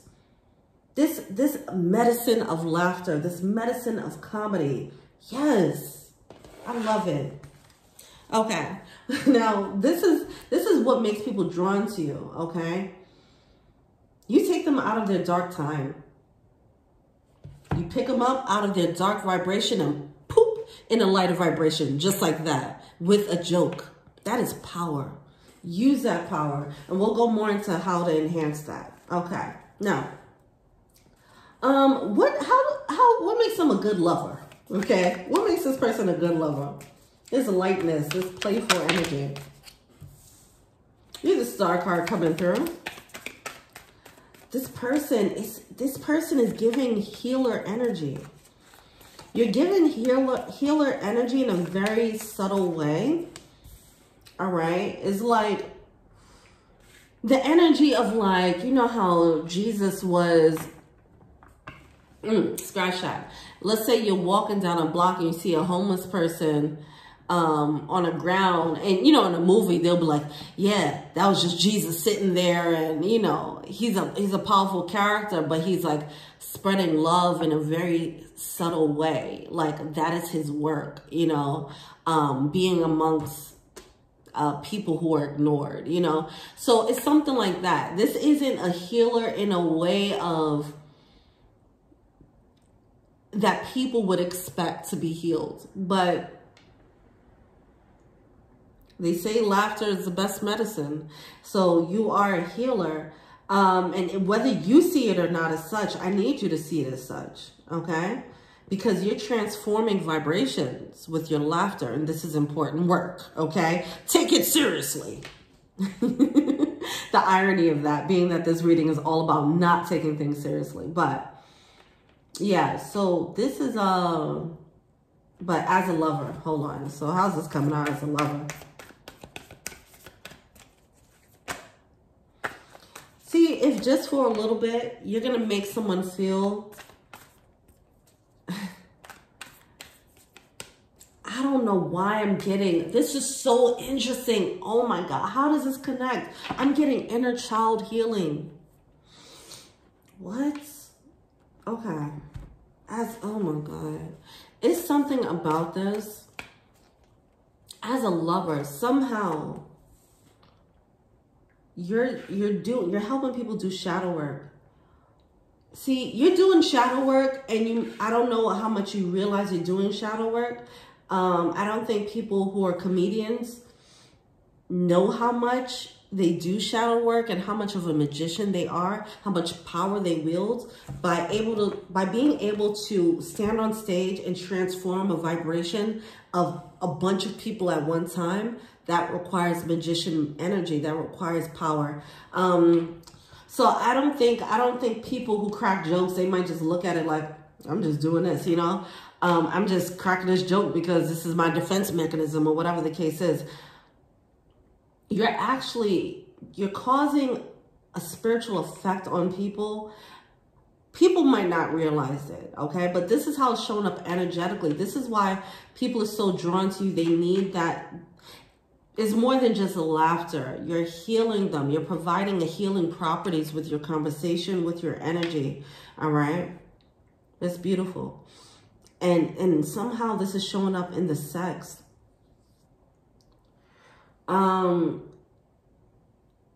It's something about the lightness of it. It might, I don't know if it's bringing more of a playful energy to the sex, okay? That's making someone feel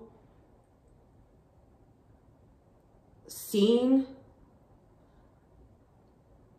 Is making them feel seen. I mean, it's talking about shadow work. It's talking about inner child work and healing that in the bedroom. I think it's okay. You know what it is? Because, you know, everybody has their different styles when it comes to sex or whatever. So with this is like you bring more of a playful energy to it. And for some reason, it ignites someone's inner child, okay? So it can bring this innocent flirting, okay? It can be this energy of, now I don't know if this is something that you like to do, but it might be something that would help enhance your energy, especially in the bedroom. So back to like, you know, the making out, the teasing, the heavy petting, you know, the dry humping, you know, playing outside of the clothes before ripping the clothes off. For the most part, I feel like people like to just go straight to it. And I feel like the playfulness of foreplay, or some of you guys might be good at with the role play, okay? But I'm getting a lot of play. This could be character, like role play, characters playing or whatever. It's taking someone out of who they are in sex, okay? Wow, what? These readings are going so deep. Okay. That's amazing. All right. And how are they as a spouse? Oh my gosh. I can't wait to see how they are as a parent. All right. How are they as a spouse?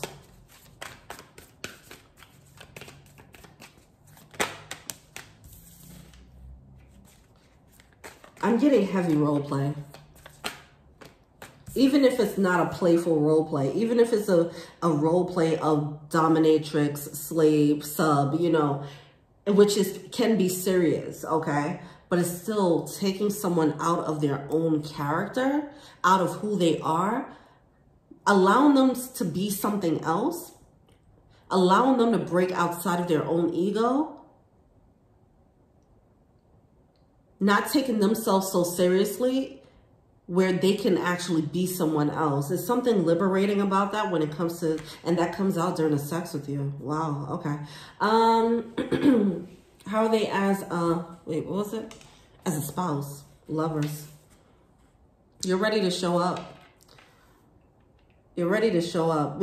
For you to be able to pinpoint the exact thing to say or read the room and be able to break the ice and shift the vibration of the room like that, it requires a lot of empathy, and it requires a lot of, it requires a keen observant mind, and you have that. And that is going to be helpful as a spouse. You're going to be able to see things in someone, in your spouse, that they won't be able to see. So you'll be able to cater to their needs, okay, before they even be able to speak it, okay? I'm getting hidden desires. Things that they might be asking for, you might be able to see what they actually need underneath the surface. That's what I'm getting there, okay? Especially when someone's upset. It's like, because sometimes when people are upset, they don't know how to really express what their needs are in that moment, why they're feeling upset. They might be upset about the dishes not being washed, but really they're feeling upset about not being heard and not feeling appreciated. And you'll be able to go underneath that, the washing of the dishes. Maybe you'll wash the dishes anyway, maybe not. Or maybe you'll hit the real chord, okay? But that's what it is. That level of observing your spouse, being able to check the temperature of their emotions is going to be very helpful as a spouse. It's going to make you it's going to make you very nurturing, okay? If you use that information and act on it, right? Because you can observe it and be like, yeah, but I'm not going to cater to your needs. But no, I do see Pile 4 us showing up. Like, I see what you need. You need love. You need attention right now. Let's go out. I'm going to take you out on a date right now, you know? And I feel like you'll find a fun way to keep the energy alive, keep it fresh. You're really good at reading the temperature of people. And you're like, oh, the energy is going down. Time to crack a joke. Time to do something to bring that energy back up. Like you're a regulator of energy. Wow. Whether you practice this or not, I don't know. You might find that you naturally do this, but once again, we'll get into how to enhance this and really lock into it and because this is your superpower, okay? This is your gift. How are they as a parent? I mean, I feel like there's a very key skill here that is just going to carry through everything, you know? As a parent, we do have the 5 of Cups coming out. Now, here's the thing. You get used to regulating the energy of people around you. You get used to checking the temperature of everything around you. Now, when it comes to your, and you got good at it, or you're going to get good at it, right? You get good at it when it comes to the people around you, your friends, so on and so forth. But these are people that don't have to be in your life all the time. Right? These are people that go back to their homes and do what they have to do. Now, when it comes to your children, the people who are going to be there day in, day out, 24/7, you're watching their every move, you're going to realize you can't regulate someone's energy all the time. You can't always make someone feel happy all the time. So don't fall into that trap. I do feel like because you're good at this, you're going to feel that pressure to protect this, I mean, well, everyone feels that pressure to protect their children from the world, right? But there's going to be some expectations when it comes to your children as to keeping them happy. Now, that's just something to look out for. You can't manage everything. Like they're going to go through puberty, they're going to get their heart broken, and it's things like that. It's just those life moments you're probably going to take it kind of hard because it's like, oh, I can't manage their energy. I can't make them, they have to just go through this life stuff. And I have to see every part of their life stuff. Unlike your friends, where you don't see every part, right? So just, you know, that's just going to be what it is. But either way, I feel like you're going to be a fun parent, okay? Because you're going to create fun. You already have this very playful, youthful energy. And with your children, you're going to just bring that out, okay? You're going to be the fun parent, apparently. So that's just what it's going to be. All right. There is a sidebar of trying not to spiritually bypass the tough moments, okay? And pass it on to the other parents so they can handle the heavy stuff, right? Okay. All right. But yeah. It might be tougher to manage the emotions when it comes to your children because your heart is so invested in them. It's easy to do it with a crowd. It's easy to do it with a friend. Like, you care about your friend, but you ain't going to care about your friend as much as you care about your child, right? So you care about them enough where you could be detached enough to see the joke in the shitty moment. But if it's your child that's sitting there crying their eyes out, this person is mini you, it's kind of hard for you. That's what it's feeling like. The challenge is going to be, it's kind of hard for you to distance yourself to perform or whatever, to see the light in the situation, because that is you. You're right. You're looking at it like, your pain is my pain, and I don't know how to get us out of this pain now, you know. That's sweet. But either way, I'm getting like best friend energy, all right? You want to just be that, you want to be their best friend, okay? You want to be the ride or die. I love this energy so much. Oh, it's just making me smile. I love this energy. This made me smile from beginning to end. How are they as an employee? How are they as an employee? we have the Earth Mother, Empress in reverse, Earth Mommy, and the Six of Cups. Yeah, I don't see this playful energy really working that well in the in a serious setting, all right? Because you won't be the one by the water cooler, you know what I'm saying, just out here just cracking jokes. But so it might not be too much work done, but you're gonna be the life of the party. Like, that's gonna be your saving grace because people just like you, all right? And yeah, this is a person where it's like, you might not do the best at your job, but people like you, and that's why you're here, and that's why you're getting promotions, okay? And that's why your job's secure. That's what I'm feeling here, all right? How can they enhance their energy?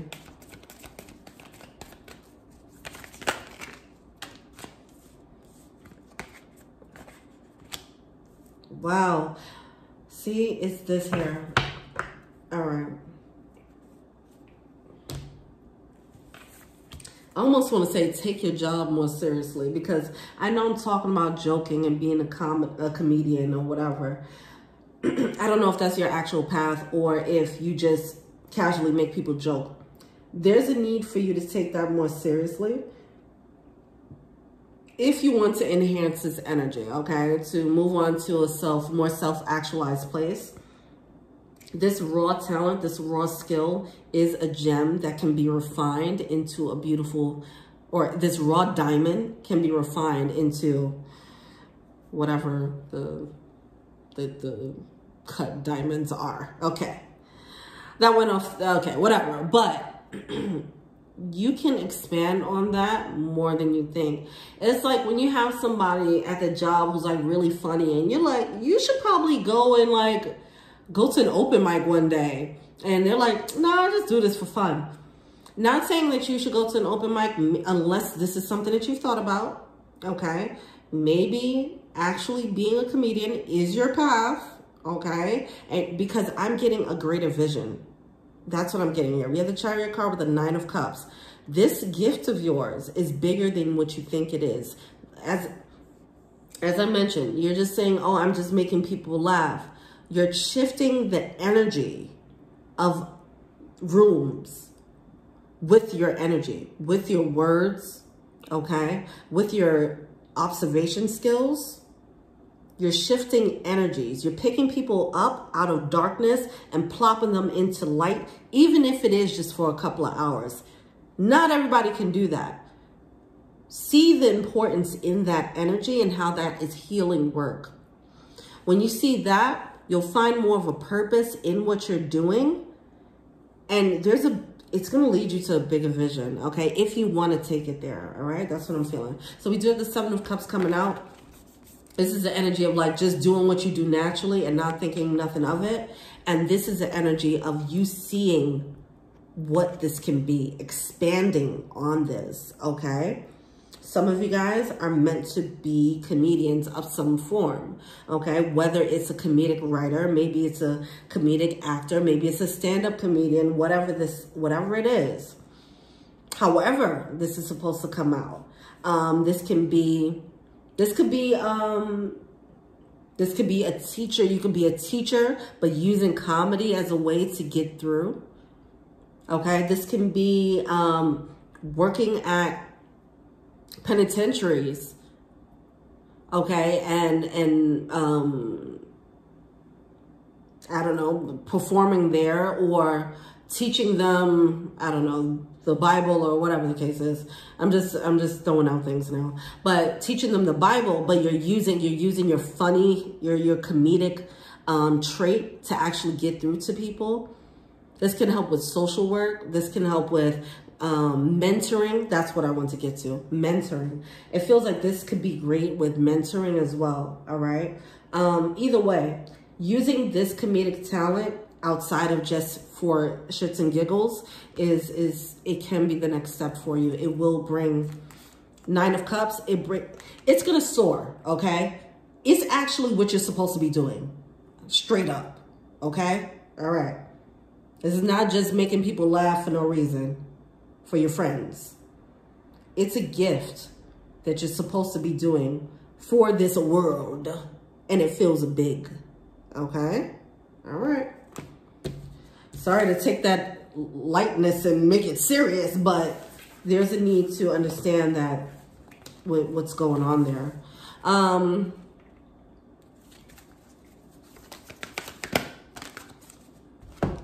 It's just ironic because it's like, it's this energy of not taking yourself so seriously. And the energy is like, take it a little bit more seriously. Take this non-serious energy that you have and look at that from a serious vantage point and see how great that non-serious energy is, you know?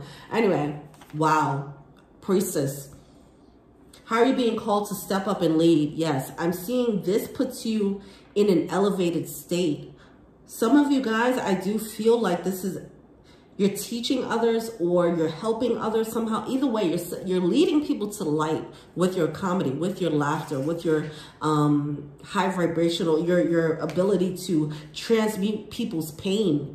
That's magical, man. Oh, I love this energy so much. Anyway, yeah, priestess energy. This is a low-key priestess energy. It's not the type where you're pulling out tarot decks. Like, you see somebody with a tarot deck, you're like, oh, okay, you're in, you know, witchy priestess stuff.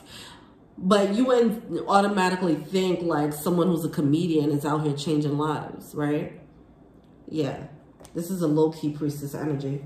Star Mother, how can you mother yourself? See, it's that nurturing energy, that inner child energy that's coming through here. So there might be some inner child work that needs to be done. And that's probably where this playful energy is coming from anyway. Trust the niggle. What is the niggle trying to tell you? I feel like for some of you, me talking about comedy is probably striking a chord. Maybe some of you guys have had someone tell you like, hey, you should try comedy or whatever.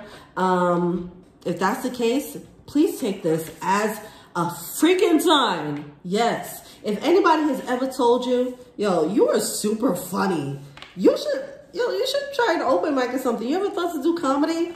Yes. Do it. Take a baby step. Go to an improv class. Something. Okay? That's a baby step right there. Improv class. Look up joke writing skills if you don't want to be around people. Look up joke writing skills on the internet, okay? Romance angels are helping you. This is, you know what I'm getting here?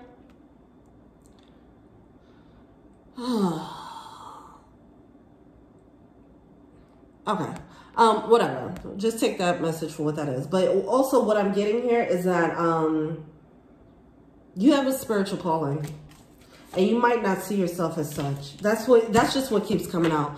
Okay, straight up, you're a healer. You probably, people won't think that you're a healer or, wow, the Temperance card. This card was just like peeking out.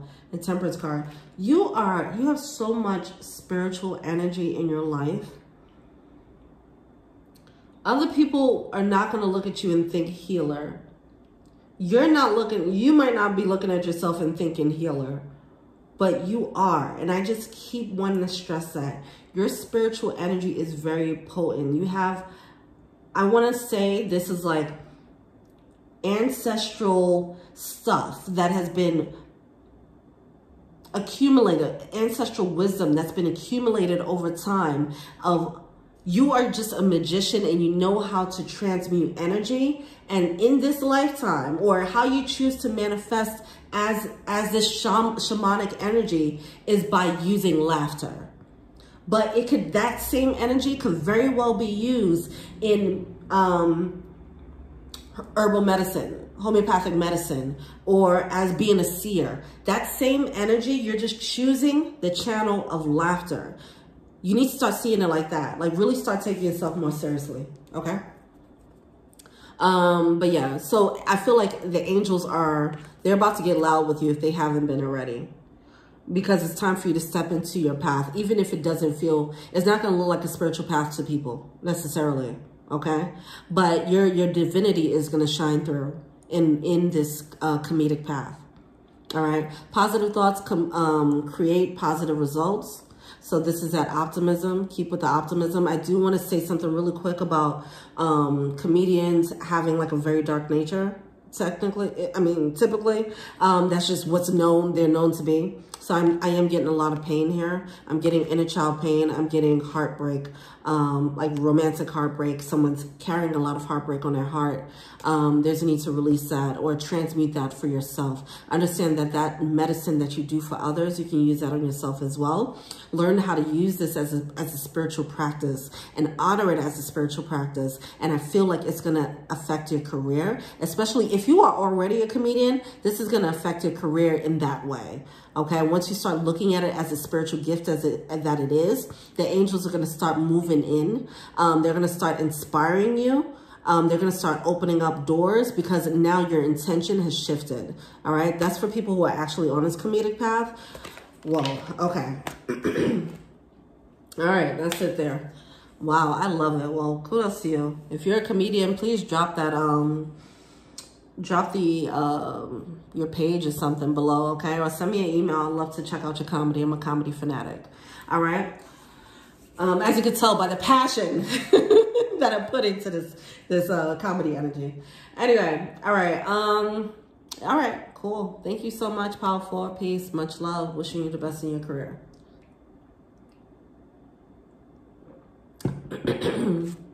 All right. Last but certainly, I'm losing all the words now. I'm using, yeah, 2 hours, baby. That's tired, boss. Okay. All right. Last but certainly not least, Power 5. You're going to light another incense. You know what I'm saying? Set that mood again. Put a 99 and a 2000. Real silky, smoothie light. You know what I'm saying? All right. What makes Power 5 so goddamn attractive? I'm already feeling this energy here. This energy is kind of sexy. Okay.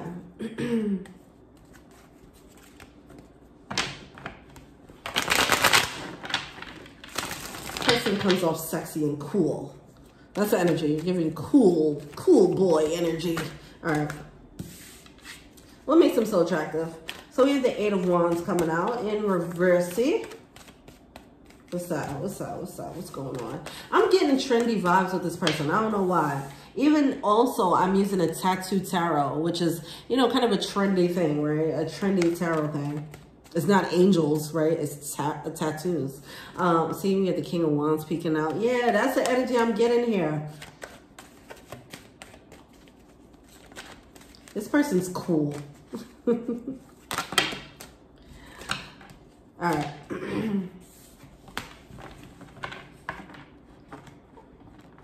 No, what? Okay. And now we have, yeah, see, we have the King and the Queen of Wands coming out. Queen of Wands coming out at the bottom of the deck. I don't know. Why is this person given... This person is... This is so interesting. These readings are so interesting. What makes this person so attractive? I feel like they are a chameleon. This person is... I feel like the sign of the times, okay? And what I mean by that, this person is going to be where everything is, all right? This person might be popular. They might know people. You might find yourself morphing into different places, you know, different circles, adjusting wherever you are. But either way, you're going to come out as the cool person of that circle is what I'm feeling here, okay? Because you know you're a chameleon. I'm feeling like a lot of people like you. That's what I'm getting. I'm getting popular. Yeah, popular cool kid. This is cool kid energy. I'm getting trendsetter. I'm getting trendsetter here. I'm getting versatile as well, all right? I'm getting all this energy of just versatility, many different directions. This person can be a lot of things, yeah. This person could just be a lot of things, all right? They can talk their crap in a boardroom. They can also go to the club and, you know, sing all the rap songs. I'm not sounding like a cool kid at all right now. You know, singing all the rap, the hippity hop songs that the kids like to sing, you know. But no, like that's what I'm getting here though. This person, they know they're on top of the trends. They ride the trends, but I also feel like they can create trends, okay? Trendsetter, they're a trendsetter of their group.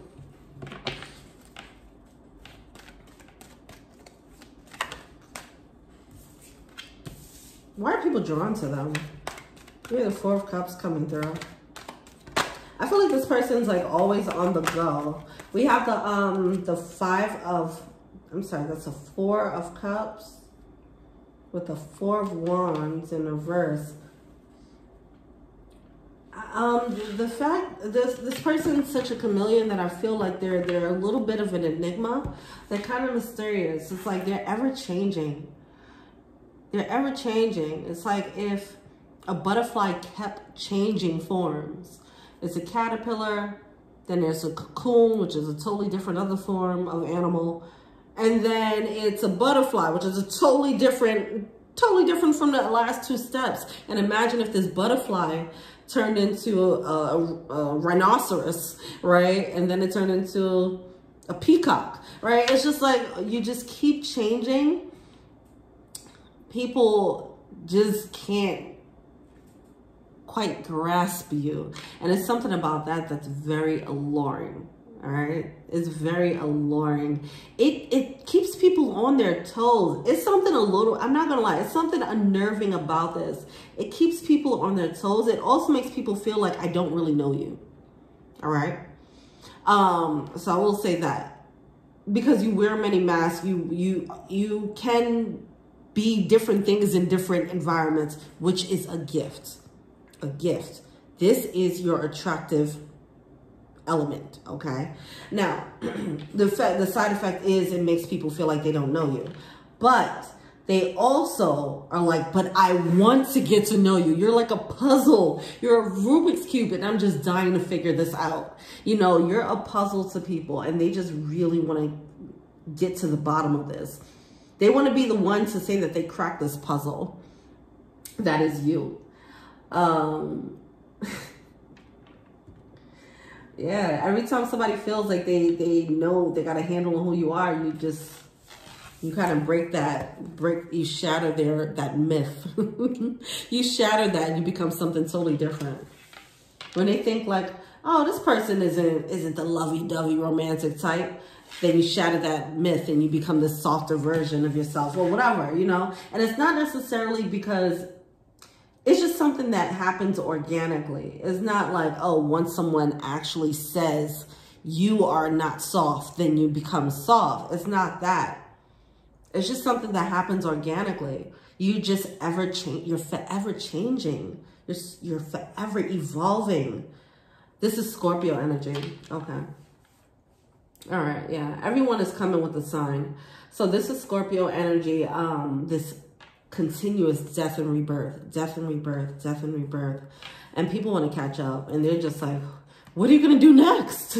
Who are you next? Who are you going to be? Yeah, it's I'm getting this energy of them like running, like, wait, look what they're doing now. You're always doing something different. You're always keeping people on their toes. They always gotta, if you're on social media, then they always gotta look to see like, okay, what is this person doing now? Like, because they always doing something different. How do they do this now? How do you know? I feel like you're the Jack or Jane of many trades type of energy there. You're talented in many things. That's what I'm getting. All right. Either you're talented in many things, or you can just be around a bunch of people. Either way, you have many masks, okay? You could be a lot of things at once, okay? You're very multifaceted, and you're in touch with all those different sides. And so people are always, it's the entertainment of you unfolding. That's what people won't come to see. Like, it's like your life is a show. All right. How does it show up as a lover? Leave all that bullshit at the door. I'm about to take off all these masks and show you the real me. When people get the glimpse of, see, all right, this is really interesting. It's a tricky energy. This energy is very tricky. This person is clever. And you have to be clever to be able to move in different rooms and still stand out in different rooms. It's not like you're going into different rooms and you're blending in. You're blending in a way that you look like you fit, right? So how can someone look like they fit in a boardroom, but also look like they fit in the middle of a drug deal, and then look like they fit in the middle of church, right? That requires a very clever person, okay? So that's the energy that I'm getting here, all right? Now, when someone actually gets to see you without any of the mask, or when they see you with in your sex mask, but I feel like that is it's closer to your energy, is what I feel. It's really interesting. I feel like people, it's where the real show is. Wow. This unmasking of you, when you show your vulnerability, you show your vulnerability in the bedroom. So a lot of these people would feel like they don't really know you, but if they, this is, oh my God, this is so interesting. This is so Scorpio. This is so Scorpio. People, I don't want to say like, people really, it's like after a bedroom experience with you, then they have a full understanding of who you are. Because if you're coming off like this, and like I said, it's coming off very tricky and it's coming off clever, they're entertained by it, but they also might not trust it. So it's something about after they have it, for the ones who are lucky enough to have you take off the mask, and for them to see you in your full, and I want to say in the bedroom, you're in your fullest form, because you're in your most vulnerable form without any mask, then they appreciate all these even more. The fact that you can do this, okay? You can juggle all these different roles. And it's like you see a superhero for the first time. That's the energy that I'm getting. Because I am getting this energy of awe, and, you know, people are amazed that you can do this. And I am getting like, people look up to this as well. They look up to you for being able to do this. Like, how do you move in all these rooms like this? How do you do these different things or whatever? And it does seem a little bit, it doesn't seem like human, right? So when they see this human side of you, People who get into an intimate setting with you, they see this more human side of you. And then they're like, oh, so you're just a dope human. You are human and you're just amazing because you can do all this, you know. That's what happens. Wow, this is amazing. Anyway, wow. These readings, all these archetypes are just, oh, wow. Okay. Yeah, so people come out of this with a better understanding of who you are. I feel like they trust you more after the bedroom, after they feel you, because that's where you show your vulnerability. So they feel this warmth of your heart. It's something about how you give it up in the bedroom. You're giving it up in a very loving way where they can't deny it. Like, okay, this person has, either they have my best interests at heart, or, you know, whatever the case is, even though they move smart, they move clever, they move strategic, it's not dangerous. At least not to me, right? That's what it is. So this clever energy, they might be looking at it like you're a villain, and then they might realize like, oh, you're just moving smart. You're actually a superhero. Wow. All these archetypes are just larger than life for me. I would suggest just watching all of them for the sake of entertainment, especially this one, because you are carrying this mask. I wouldn't be surprised if you found yourself in multiple readings, okay? With those 5 cups, the 1, 2, 3, 4, 5, you actually might find yourself in every reading, okay?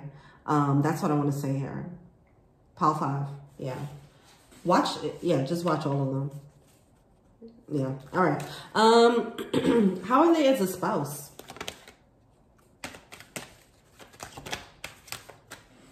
Too many cards. How are they as a spouse, please?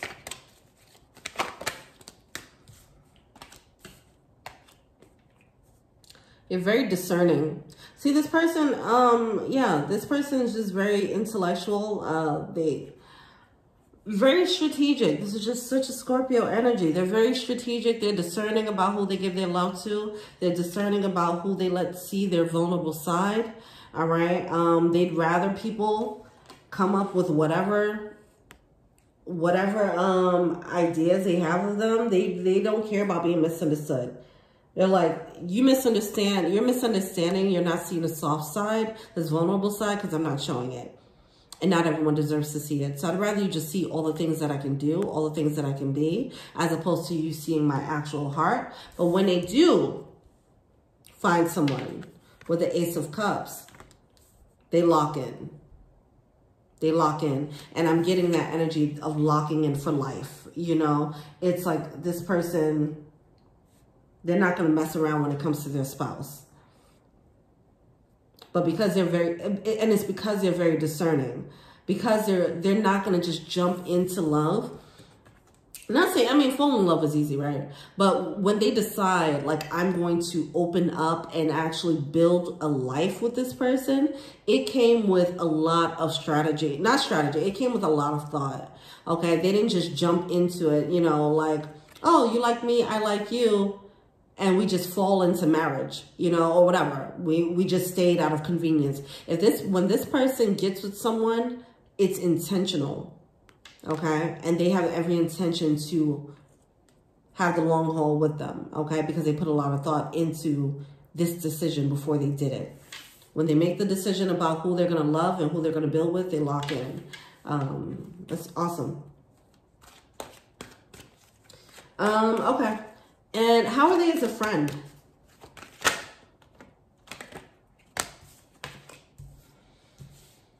We have the Queen of Swords with the Knight of Swords.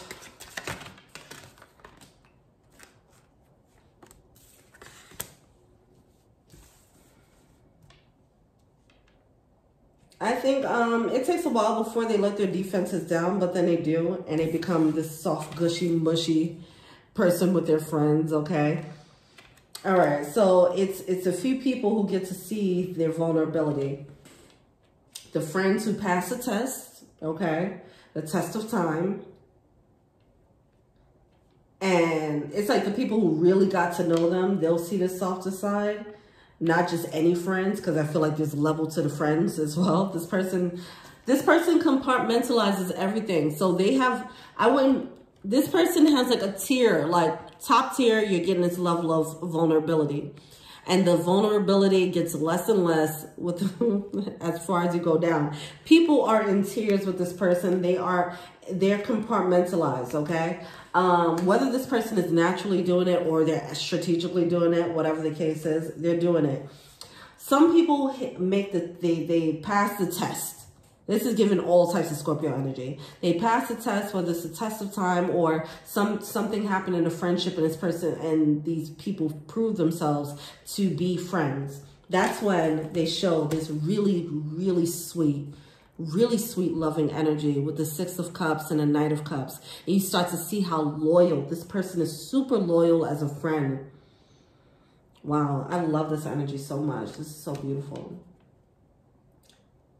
They're gonna hold it down. And I feel like this person, they might have a lot of childhood friends, okay? Or if not, they're gonna treat their friends like their soulmates, okay? Like they take their friendships seriously. They're so loyal to them. And that's what people, your friends appreciate that. They notice the level of loyalty that you bring to the friendship. How are they as a parent?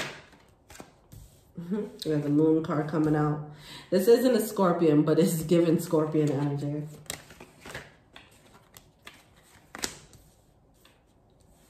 Queen of Pentacles with the Page of Pentacles coming through.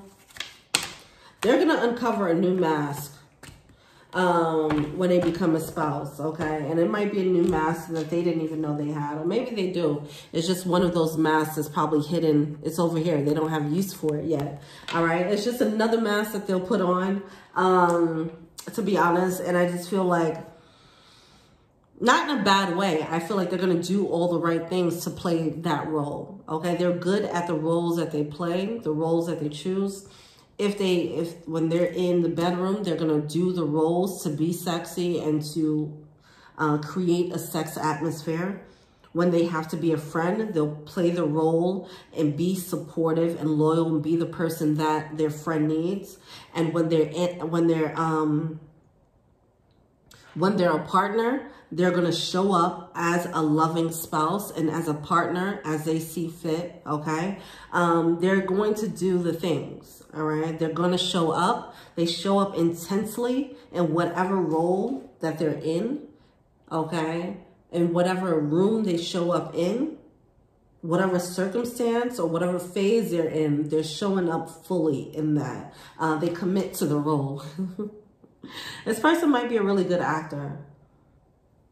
But we'll talk more about how they can enhance this energy. Or how you can enhance this energy if this is you. If this is you, I do feel like you might be a naturally... This is clever. Like this is talented Mr. Ripley type of energy. So if you can bounce in between different rooms... Yeah, it's a little bit of acting going on. And that's why it feels so strategic. And that's why some people might not trust you.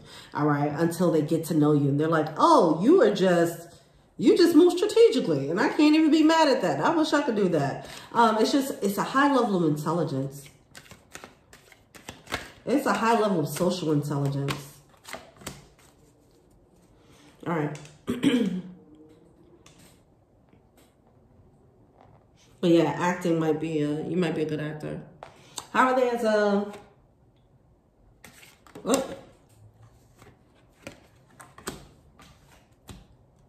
Wait, hold on. That was a parent, right? How would they be as a parent? Okay. I didn't say that part yet. I think I went back to the spouse.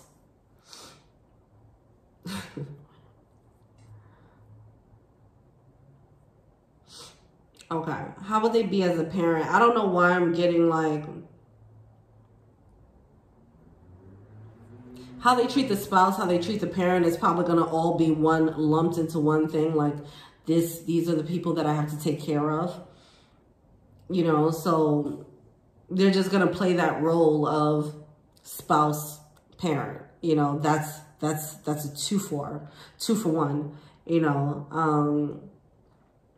That's just lumped into one role. This is so interesting how this is coming out. But yeah, them as a parent, that's gonna be a new thing that just comes about, okay? They're gonna have a strategic way of this is what a parent needs to be for a child. This is what a child needs on a very basic level. This is what they need emotionally. They might be going based on that what is that pyramid of needs? Maslow, whatever. Based on the needs, this is what they need. So I'm just going to make sure that I make those needs happen, okay? I mean, with love, of course, but it's like, it's strategic.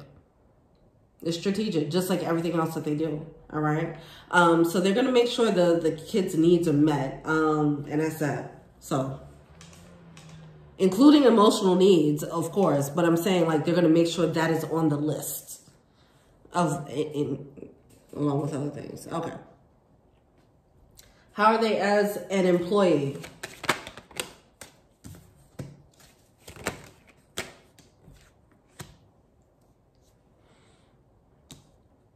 This person makes intuitive moves I feel like they make very smart moves. This person will be the person like to invest in something because they invest in something before it gets big, because they back to being a trendsetter and back to riding the waves of trends. Because this person rides the waves of trends, that works well. It can work well in the corporate, or for you, it can work well in your corporate, in your career. You can notice the trends in your work environment. You can see things that are hidden. You can see needs that need to be met and fill those needs. For example, if you have a supervisor and they need help with something, you'll intuitively look for what their weaknesses are, okay, or where they need help, and then make yourself needed, okay? Like, that's what I'm getting here. You know how to fit in, okay, and make yourself needed in an environment. Make yourself an integral part of a collective, is what I feel. Whether it's strategic moves or not, okay, they're smart moves, like I mentioned. And this is just smart. If your manager is complaining about, oh my gosh, I need a highlighter. I've been wanting a highlighter all this time. Then you might get the highlighter. You know, it's like, that's a very small example. But it's something like that, you know, anticipating needs, even if it's not stated, verbally stated. I feel like, or if you see the trend of where the company is going and you're like, you'll put some thought into how you can be a problem solver. All right. And then it'll create like a new position that only you can do. You know, it's something like that. All right. That's something that you are capable of doing. All right. Anyway, so we have the World card coming out with the Strength card and the Death card coming out. This is coming out as your advice. This is just beautiful, transformative energy, all right? This is you in a nutshell. The Death card, like I said, is a constant death and rebirth with you. You're always trying a new thing, and this is just building up your strength. It's building up your arsenal, okay? You have so many weapons in your arsenal, so many skills that you could just pull from in life, and it's just making you more of a well-rounded individual. And this is just very attractive. It makes you fruitful. It makes you abundant. It makes you resilient. It makes you resourceful, okay? It makes you very resourceful. People can come to you for a lot of things. Different people can come to you for a lot of different needs. And you can wear many hats, okay? And you can balance those hats, you know? And it's very... I feel like it's, from the outside looking in, it looks just like this. It looks very beautiful. It's a very beautiful picture, a puzzle, okay? It's like, I can't really tell what's happening in here, but I know it's a lot, it's complex, but it's so structured to this chaos. It's, because when you look at it, keep looking at it, you'll see this is a lion's head, right? But if you look at just the details, it looks like it's just all types of things going on. Jack of all trades, master of none. But then when you see, oh, this is a full-on cohesive picture. This is your energy, all right? Appreciate the beauty of this. This is what people see when they look at you. They're like, you're so many things in one. And it has people in awe, all right? So you love on yourself for that beautiful thing. Love on yourself for that beautiful, beautiful mind of yours. And I would love to, I would love for you to watch the other readings too, okay? The other piles, because I do feel like you're going to appreciate some of those as well. You're going to see yourself in those. Use your imagination and you'll see the answer. This is your superpower. This is how you've been getting by, right? You getting these hunches, about what needs to happen, what needs to change, what's a need that you can fulfill, you know, getting ahead of a trend and then creating it or whatever the case is. Keep using that beautiful imagination of yours. That's going to take you so far if it hasn't already. All right. And how can they work their light?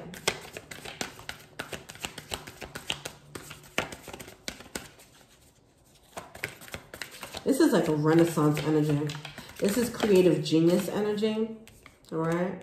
We have awakening, energetic upgrades, a new way of being.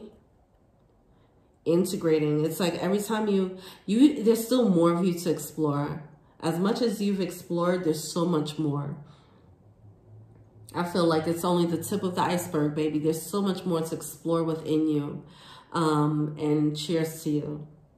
Enjoy this journey. Embrace this journey.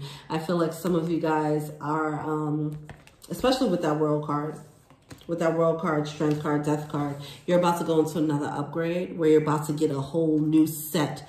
Like you've built this already and you're about to get a whole new crown put on, made of totally different other skills. Okay. So you're about to put this back on, you're about to put this on a wall and create a whole new different set of skill sets. That's what's coming next for you. All right. Because of an awakening of your new energy. All right, this is beautiful. I love it. Definitely watch other readings. All right. Thank you so much. Let me know what you think, guys. Feel free to, I do personal readings, right? So 50% off of readings for this week up until January 1st only. So that's about, $20 to $30 for these readings right now. It's only for this week though. All right. Let me know what you think. Happy New Year. I had so much fun with this. I hope you guys had fun too. Thank you. Until we meet again. Peace.